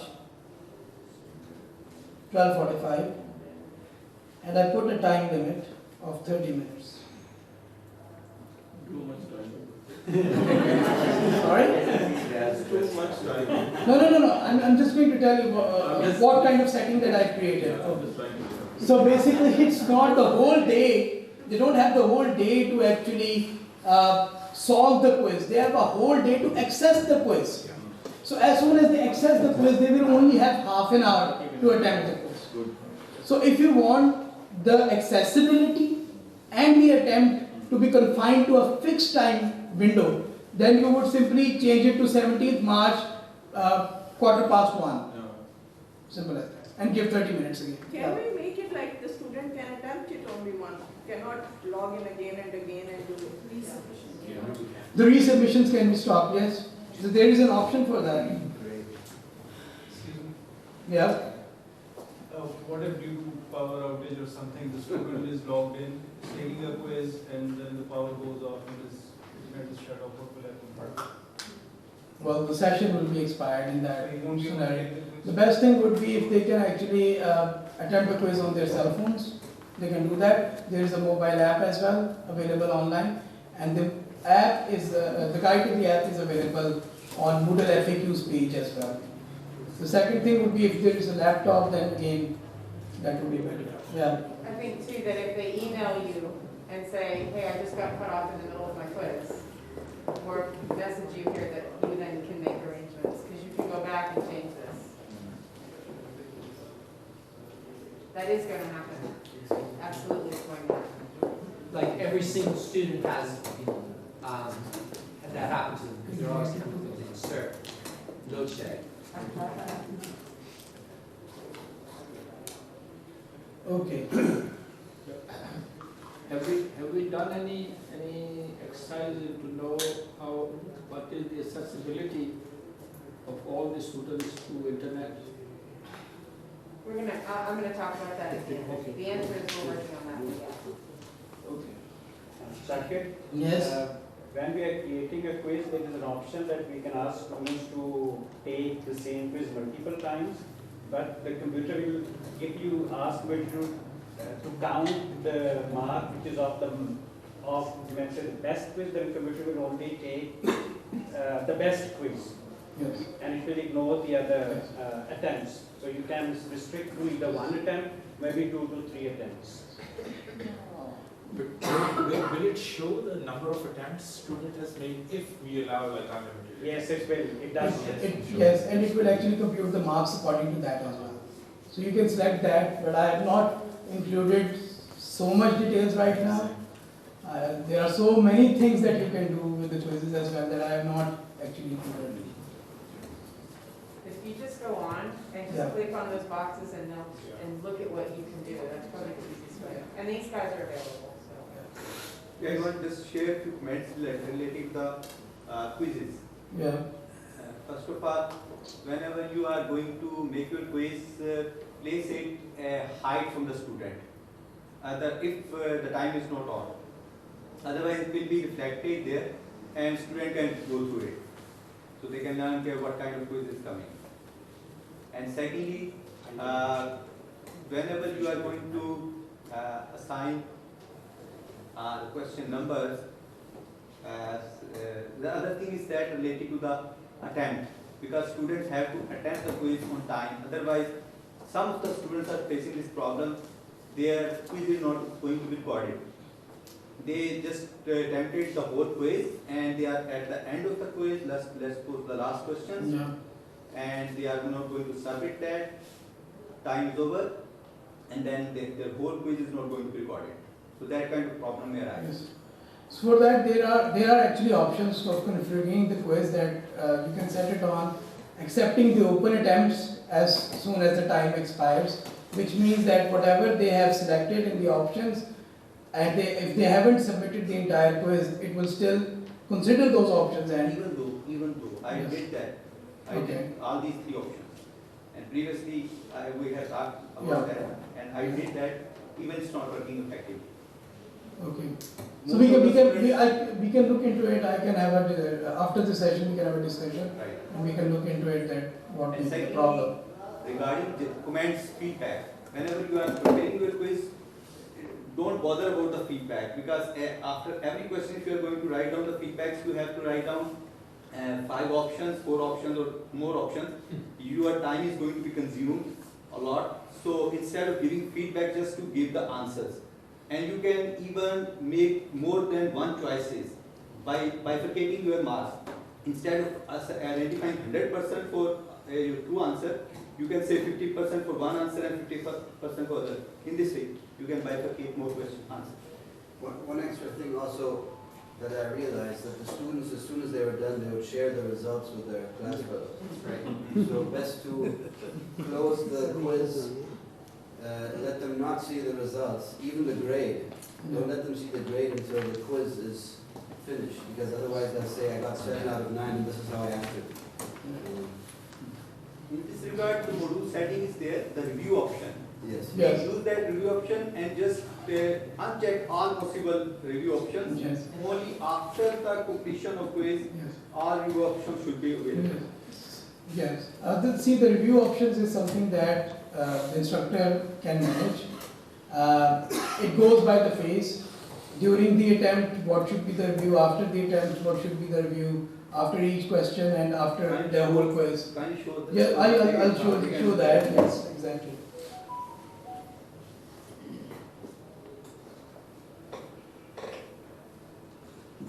So there is review options. So these all review options are divided into 4 phases.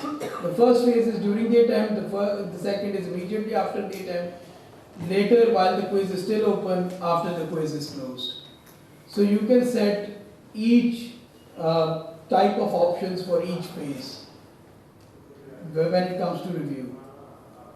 So it includes the attempt, what the attempt was, whether it was correct or not, what were the marks, what is the specific feedback for the answer for the particular question, what is the general feedback for the entire question, what is the right answer and what is the overall feedback. Okay, so this is during as the phases progress of the quiz, when student is attempting, you can set these review options as well. And kindly uncheck all those immediately after the attempt, because let's suppose one student is so smart, he did it quickly, and later on he is going to share with others. So what are the two answers? Because two answers are not going to be reflected there. Any more questions with regards to Moodle? With regards to quizzes on Moodle? Yeah. The quiz bank, you mentioned that if you have questions, can the students see them? No.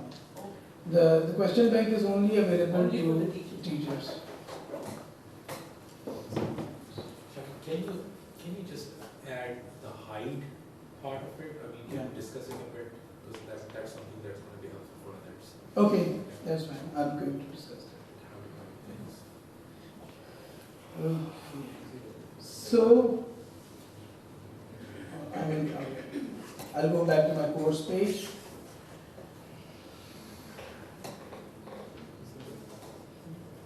So for each thing that I've added, for example, if I want to hide it from my student, again I need to ensure that my editing option is switched on, and then I can simply click on edit and hide it. So now my Moodle page over here, I can actually access it, but the students will not be able to access it. So if I want to unhide it, I'll again click on the edit button and click on show, and it will become available to the students. Okay. So in this way, if you upload something and you want to hide it from the students, like Professor Abdul Jalil was saying that you create a quiz, you do not want the students to actually being able to see the quiz, so you can simply hide and unhide the quiz as well. So can I proceed further with creating assignments?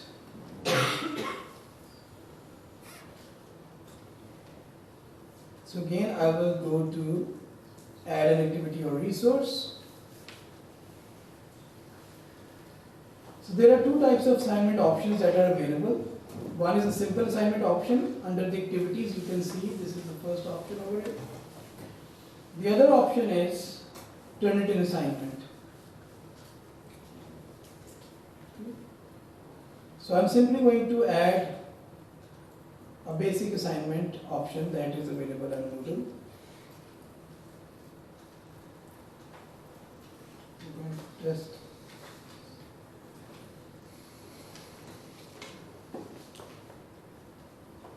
If I want to upload a file, simply select it.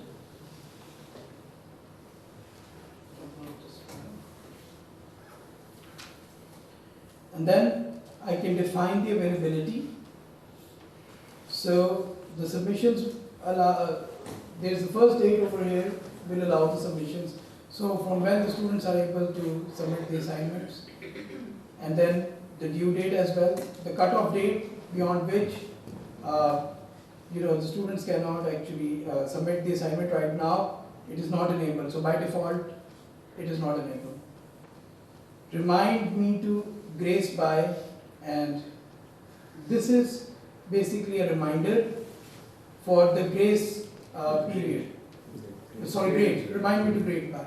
So this is a grade period reminder. So if, for example, you need to grade by the 30th of March, you can set that grade and it will give you the reminder as soon as you visit the course page. You can select the submission type as well. There are two types, online text. So if it is just an essay question kind of a thing, that is an assignment, you can select that. The students can type into the box of the assignment and they can simply send it to you. The second option is file submission. This is where they upload the assignments. And if it is an online text, you can also set the word limit for the online text. You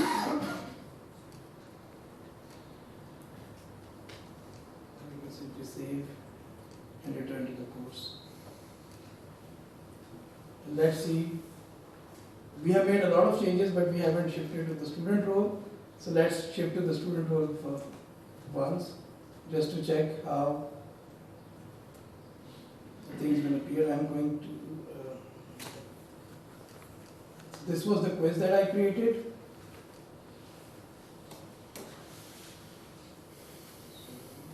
I lost track where I created the assignment. Yep. It should be in the week 2. Yep, it was in the week 2. So here in the week 2 I created the assignment as well. Okay. So this is how my students are going to view the assignments. So once they click on it, they get to see what is the due date, how much time is remaining, and then they can add the submission as well. Okay, so this is the interface of the student. Regarding typing, it will be shown there. Sorry? Typing box. The typing box will be shown to the student. Okay. So they will be able to type. So they will be able to, it's the same kind of a text box that you were seeing in Moodle. It's just that when you type it in that text box and submit it, it will be submitted as an assignment. Is there any mechanism to judge that whether they are typing or they are just pasting the material? No. But you're gonna talk about Turnitin, right? Yeah, that's the next thing that I'm going to. So the other option about the assignment is Turnitin Assignments. So my editing is switched off, so I'm going to turn it on again. And then I'm going to add an activity or a resource. So under the activity, there's a Turnitin assignment.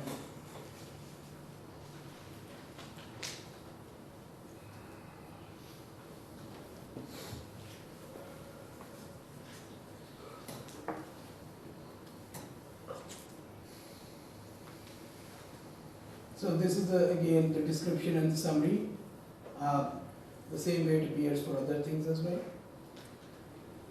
So again, that's a file upload and text submission. So I'm going to select file upload right now. I can divide the assignment into parts as well. Okay. So if I want to have one assignment divided into 3 parts, so I can have like 3 different sections of the assignment. And the students would need to make 3 submissions that it will account for 1 assignment. So for now, I'm going to select 1. I can set the upload limit as well. Currently, it is set on 40 MB by default, which is I believe a sufficient space, sufficient amount of space available for the students to upload the file. So the size is sufficient, 40 MB. But if you want to increase it, you can surely increase that as well. Student originality report. So it means that do you want the students to view the originality reports? Yes or no? So by default it is select on no, so that the students could not actually make the changes to the assignment and resubmit. But if you want to allow the originality report to the student, you can simply select the option yes.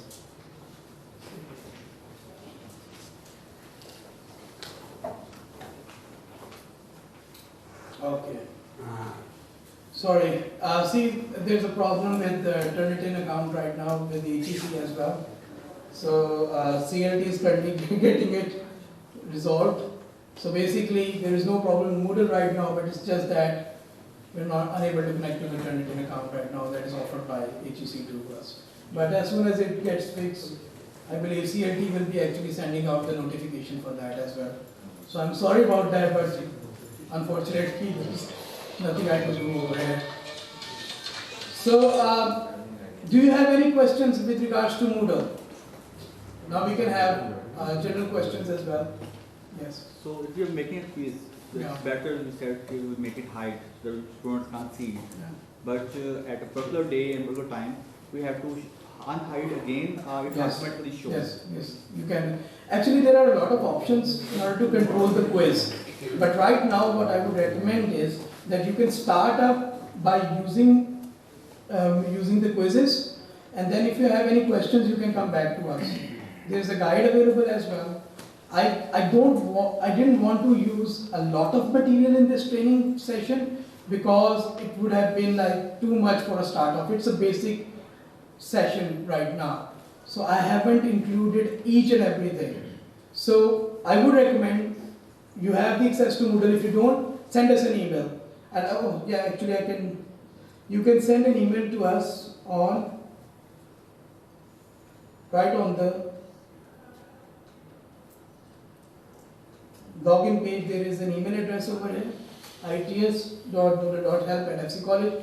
So if you have any problem, send us email on this email ID and our team will respond to it. Okay. So right now I would say that for the additional features, more detailed features, explore it and then let us know. Yes. Is video conferencing possible on Moodle or through Moodle?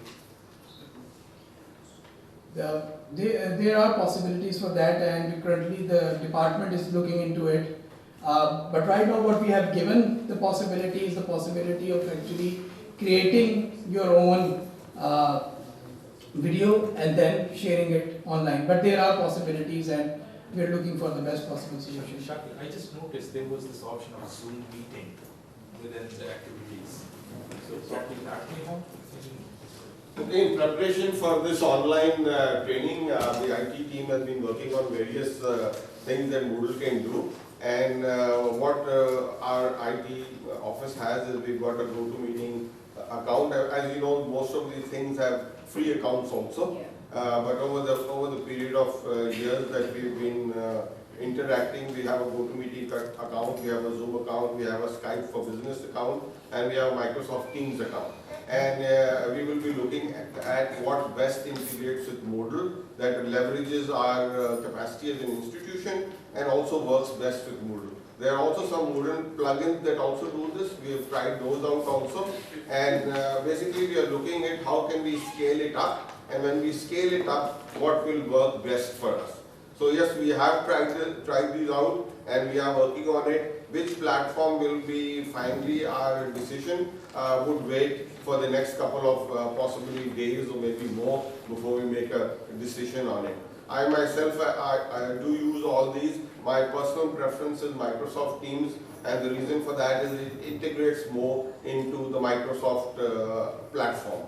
But there is also other offerings in the video area. There is the Google scope that is available, and as you've seen that there are limits here that Moodle has, but when we move outside Moodle and we go into the Google Cloud, then those there may be an extra link, but possibly if it's a matter of an extra link and having a more robust platform, I think you would agree that we would prefer the extra link to go into Google Cloud area, which has less limitation on the size of the files available. So yes, we will be making those decisions over the next few days, but suffice to say that the platform as it is, as you can see, is integrated into our system and offers best practices available to take this forward. Can I suggest something? Yeah. Say you have an excellent facility for live streaming. So why can't we record all the lectures through live streaming and make it available to our students? Yeah, we are already using live streaming, and you are one of our one of the department that has challenged us in this area. We are looking at the integration there also, but I think there were questions about regarding it being freely available. We are also looking at a possibility of having the same live stream channel that FC has in a closed group. Apparently the cost factor is different, so we will be examining these possibilities also. I think too, when you talked about recording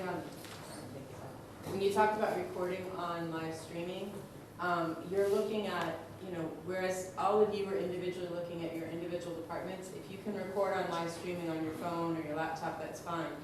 But if you're going to require our IT facilities to do that, we have about 900 and something courses being offered this semester. 960. Yeah, 960. So there's no way that our IT people can be available for 960 different lectures.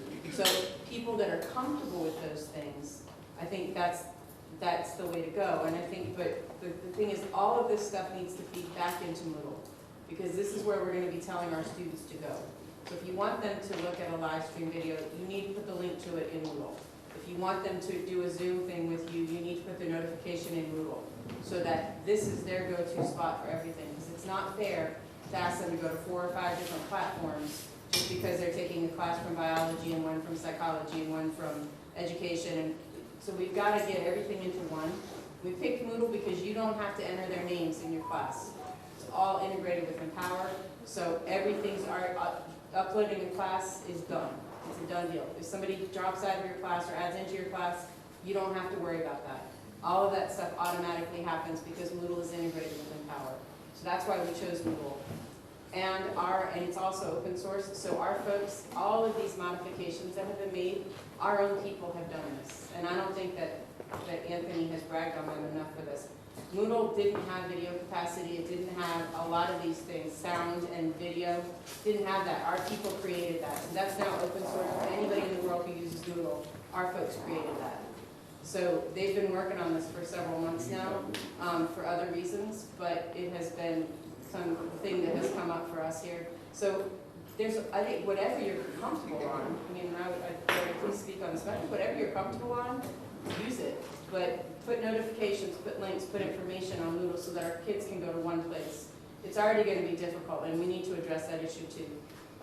You need to assume that you cannot do live streaming that's required for every student to tune in at the same time.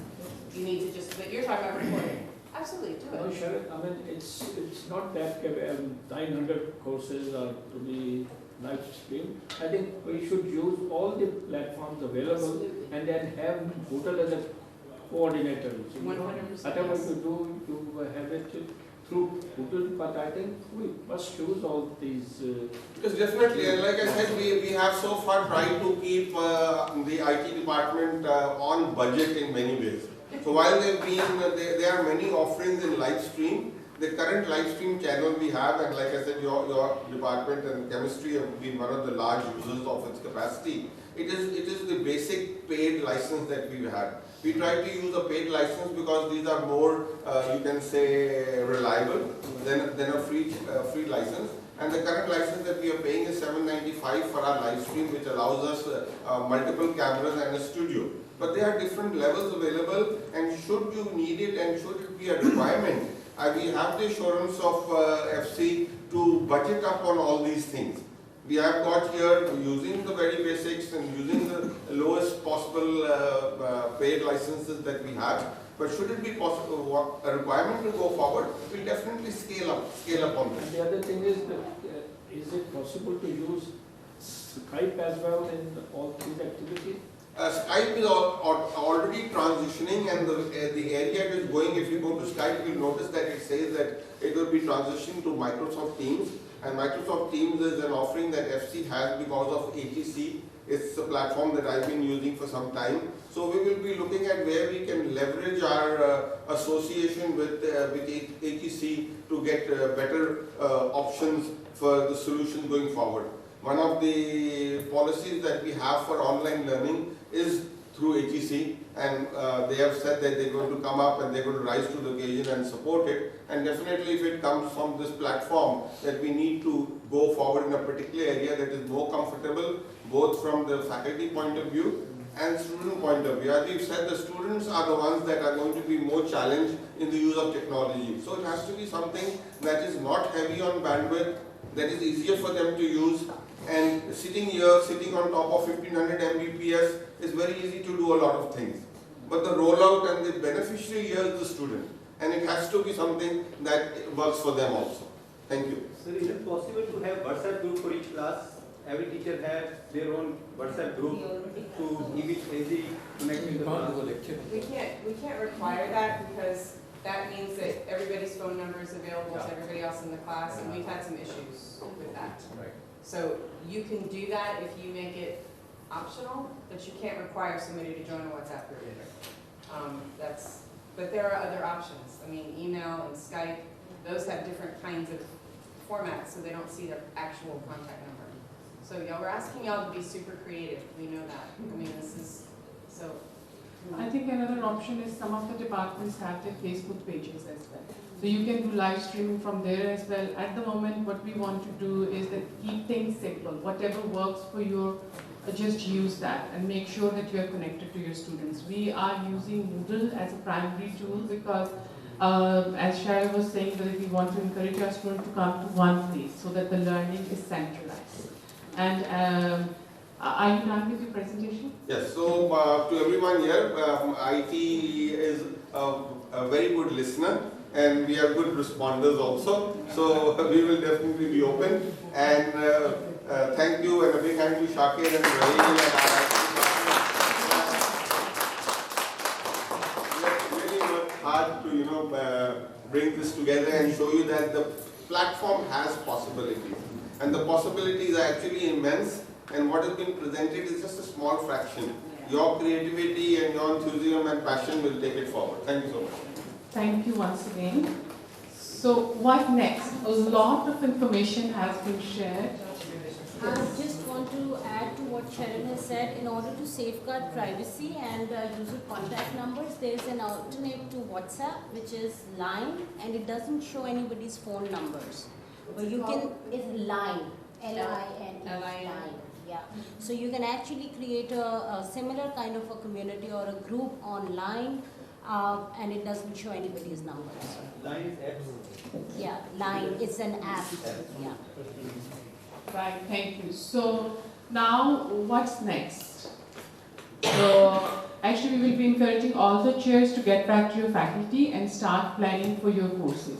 As we mentioned earlier, there are about 960 courses that we have to plan for. And it's a lot of work. And we want to do our best. Whatever resources you need for that, feel free to talk to us about it. If you have any questions, IT is available, Dr. Sufyan, myself, we are available, your deans are available, please feel free to write to us. So all the presentations that are done here, we will be sharing that with a larger group of faculty as well so that they know how to prepare well. And then again, I want to encourage you that whatever means work for you, please use them. And we have a lot of online resources available because some faculty members have already written to me. For example, Dr. Ivan spoke about virtual university. They have their online courses, MIT, Khan Academy, and there are other online resources as well. I'll encourage you to please explore that. We know that we do have very limited time. So if the resources are available there, please just explore them and plan your courses accordingly. Now, there's even, for the biology, physics, chemistry thing, there are actually online interactive labs available. So if you enter online biology labs, you'd be amazed at what's available so that, because you do have lab hours that these students are not going to be able to do. So all of that stuff is there. So just, Google everything. It's amazing what's out there already. And MIT has a lot of online courses. I know Dr. Sufyan issued those. Many of the U.S. universities are going online right now, and their courses, the stuff that they're recording is on open platform. Please understand, folks, that if a university is doing online teaching, if they intentionally go to online teaching, they generally do that in a year or two. We're asking you to do it in a week and a half. So we know that this may not be the perfect online course. This may not be the course that you wish you could teach. We're asking you to do the best you can so that these students have access. So I think that's really important to understand. We know that this is not the way that any of us would normally do this. But we're just asking you to jump in there and do the best you can with it. Right. So now here we have actually printed all the courses that are being offered by your department. So we will be giving it to the chairs so that you can keep a record of how many courses are being offered, and then you plan accordingly. We will be providing you with a checklist in a day or two so that you know what steps you have to take. So there is one copy for chairs and the other copies for deans. So I'll be sharing the timeline when you have to get the feedback or plans from your faculty and then submit it to the dean's office, and the dean's offices will be submitting it to the vice rector's office. The reason why we are doing is that we want to centralize this whole planning, and we want to make sure that we are planning well. So, yeah, sure. I think I am done with all the information items that I wanted to share. But again, if you need any help, please don't hesitate. Just write to us. So thank you so much for being here. Sharon has a few things to say here. Dr. Gloria, are there any restrictions to getting our faculty over to FC and using our rooms? Because we need to have discussions and so forth. Are there any restrictions on that? They are actually not allowed, but we will get back to you on that. The faculty, we're not supposed to call teaching staff onto campus. Faculty can come on campus and work in their own offices, but we can't require them to come to group meetings. Yeah, so, even if it's a group under 10, for instance? I think basically if your faculty is on campus voluntarily, that's fine, but I think if you're calling them in for a group meeting, you're gonna need to do it elsewhere. You'll have to have it at McDonald's or something. I know, but see, or Skype, here's what's happened to us. Okay, so Sunday there was a public university announcement that faculty could not be called on campus for teaching purposes. So we had our Light of Hope teachers, for example, come because they needed to get course packs together for their students. And then Monday, midday, we got a thing saying, well, we understand private sector universities are bringing faculty on campus for teaching purposes. And so we got, all, not just us, but lots of people were doing it. I think we just need to be really careful. I think if you can do Skype, if you can do phone calls, you are going to be required as heads and deans to get this information to your department. So I just say you just have to be creative. If you need to meet together, as long as we as the administration do not force you to do that, I think y'all can do whatever you need to do. I mean, we're charging you at this because you guys are more creative on this and you know your individual faculty better. Like for business to call their faculty together is like 25 people. For, philosophy to call, they can go have a cup of coffee. So I mean, it just depends department by department. Is that a fair statement? Yeah. So I just want to talk about student access.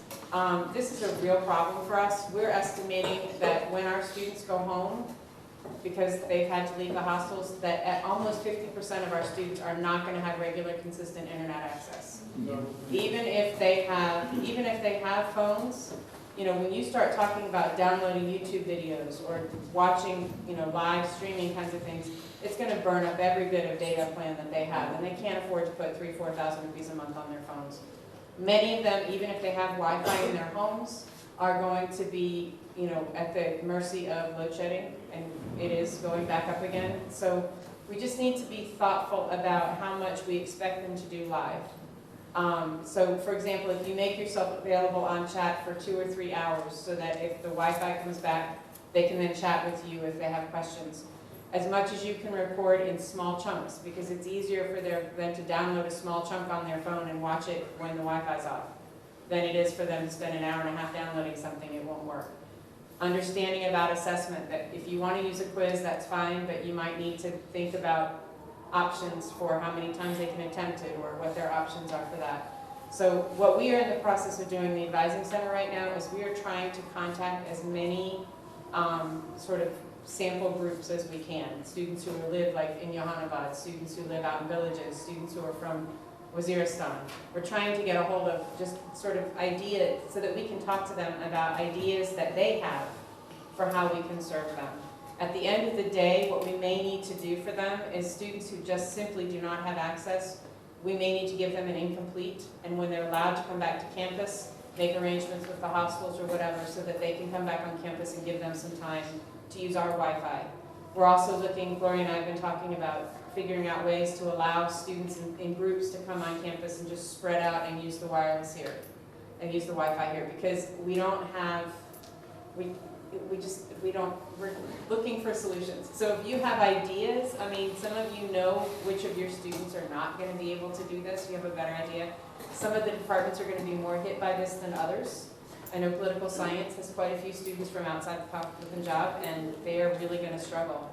But many of them are staying here. So one of the things I now know is that several of our students who are from Waziristan that have actually chosen to stay in Lahore because they do have access to things here that they don't have access to out there. So we're doing our best to get that information. If you have information, please do share it with us.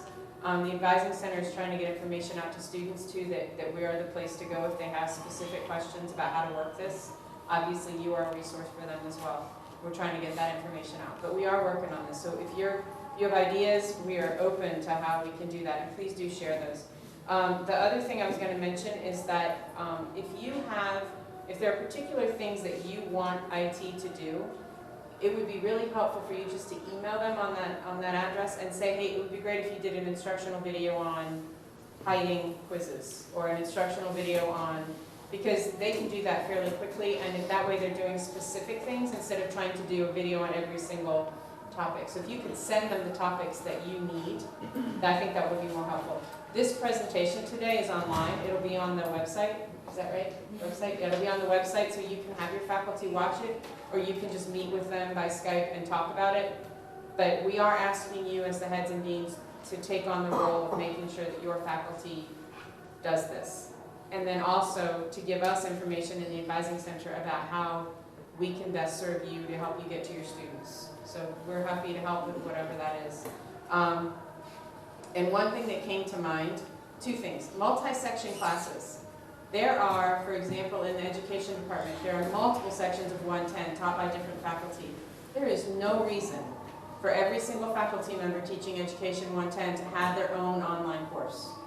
Talk to each other, come up with the things that you want to make sure they know, put that up there as one course so that you have enough to do. There's no reason for Urdu 101 to have 27 different courses on there. So please think about, if you've got particularly those lower level courses, if you've got multiple sections of those courses, talk to each other, come up with one content thing and put that up and let the students all do the same thing. It's okay. It's okay. Again, we've been scrambling for days, and you all probably have ideas that we haven't come up with yet, and we're open to those. But this is just brand new territory. Nobody knows what the heck's going on right now. And what we've been told yesterday has already changed today, and who knows what they're going to tell us tomorrow. So we're just doing the best we can. And one other thing, you were going to show them, if they have multiple sections, how to do that. So we're going to let Chakra come back and do that. If you have multiple sections of the same class, so you don't have to reinvent the wheel for every section. What's the end date you're looking at? Sorry? What's the end date for the semester that you're looking at? Well, the end date right now for online courses or for the semester? For the semester. We are trying to get the semester finished by the 3rd of July. That's assuming we get online by March 30th and all of that works. We can get out easily by the 3rd of July, including all these extra days off and all that kind of stuff. It'll mean shortening the Easter break by 2 days, and it'll mean shortening, when the Eid break comes around, we won't have a whole week, we'll only have 3 days. But we think we can do that. Now, I say that today, and who knows? Yeah, so that's why we haven't actually printed a calendar yet, because we're still waiting for the end of this 2 weeks to see what happens next. But Chakra, can you show them how to do multiple sections in one thing? So, for example, let us assume this Moodle 100 Basic is an empty course. So you haven't uploaded anything on it. So you're teaching like 2-3 sections. So in one section, you have already uploaded the entire thing, and you want to import the material, and you can import the material from your section A to section B. So we are assuming that this is section B and you have uploaded in section A. So here at the core sections, there is an option to import.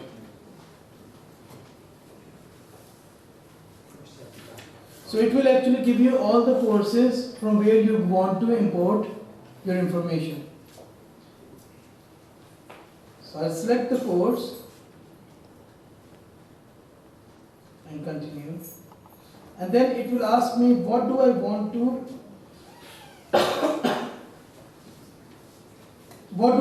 actually import. So let's say I only want to import the activities and resources, because all of the other things we're not even using. So I'm just going to leave these two options: include question bank and include activities and resources. So all the activities and resources that I created, that includes quizzes, assignments, creation of books, creation of files, creation of folders, these will be shifted to this, imported into this course. So now it is showing me all the activities from my other course. Can you see that right from the top? So it's asking me for each section, what do you want to import? So these are all these files that I've uploaded, the pages that I've created from the other course. And if I select all of these, or I have an option to select some of these, and then I proceed with next, and then I have successfully imported all of these activities and resources from my section that where I have already done it. So for example, if you're teaching 3 sections of one course, you're only uploading the material into one course, and then you can simply import it into B section, C section.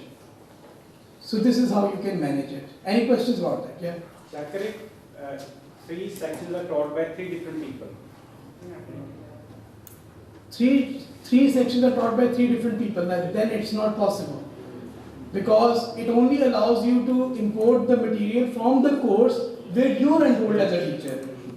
Yes. But you can back up the original section, and then you can simply go to the new section and restore. It takes 2 minutes and it's all done. So if you have 10 sections, the first one you just back up, and then you back it up. You can open the backup and restore it into and the then you teacher. do restore and all the other ones. That's the second methodology of doing it. But I think for the larger group, I think it would be easier just to simply import it. That's why I only told them about this. We have multiple teachers teaching. Yeah, exactly. Can you just go to the first step you took before you imported it? Yeah, sure. I'll go to the first step. This is my course. So I can start from the beginning. At the right top corner, you select import. Is it working for the cross-listed courses as It well? is working, yes.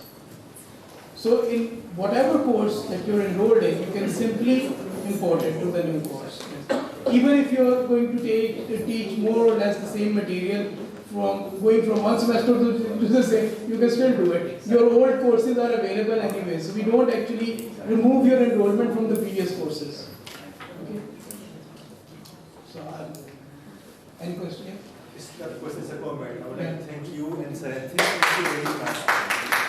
You were more than humble, whatever you said, but I've been working with this department for quite a while now.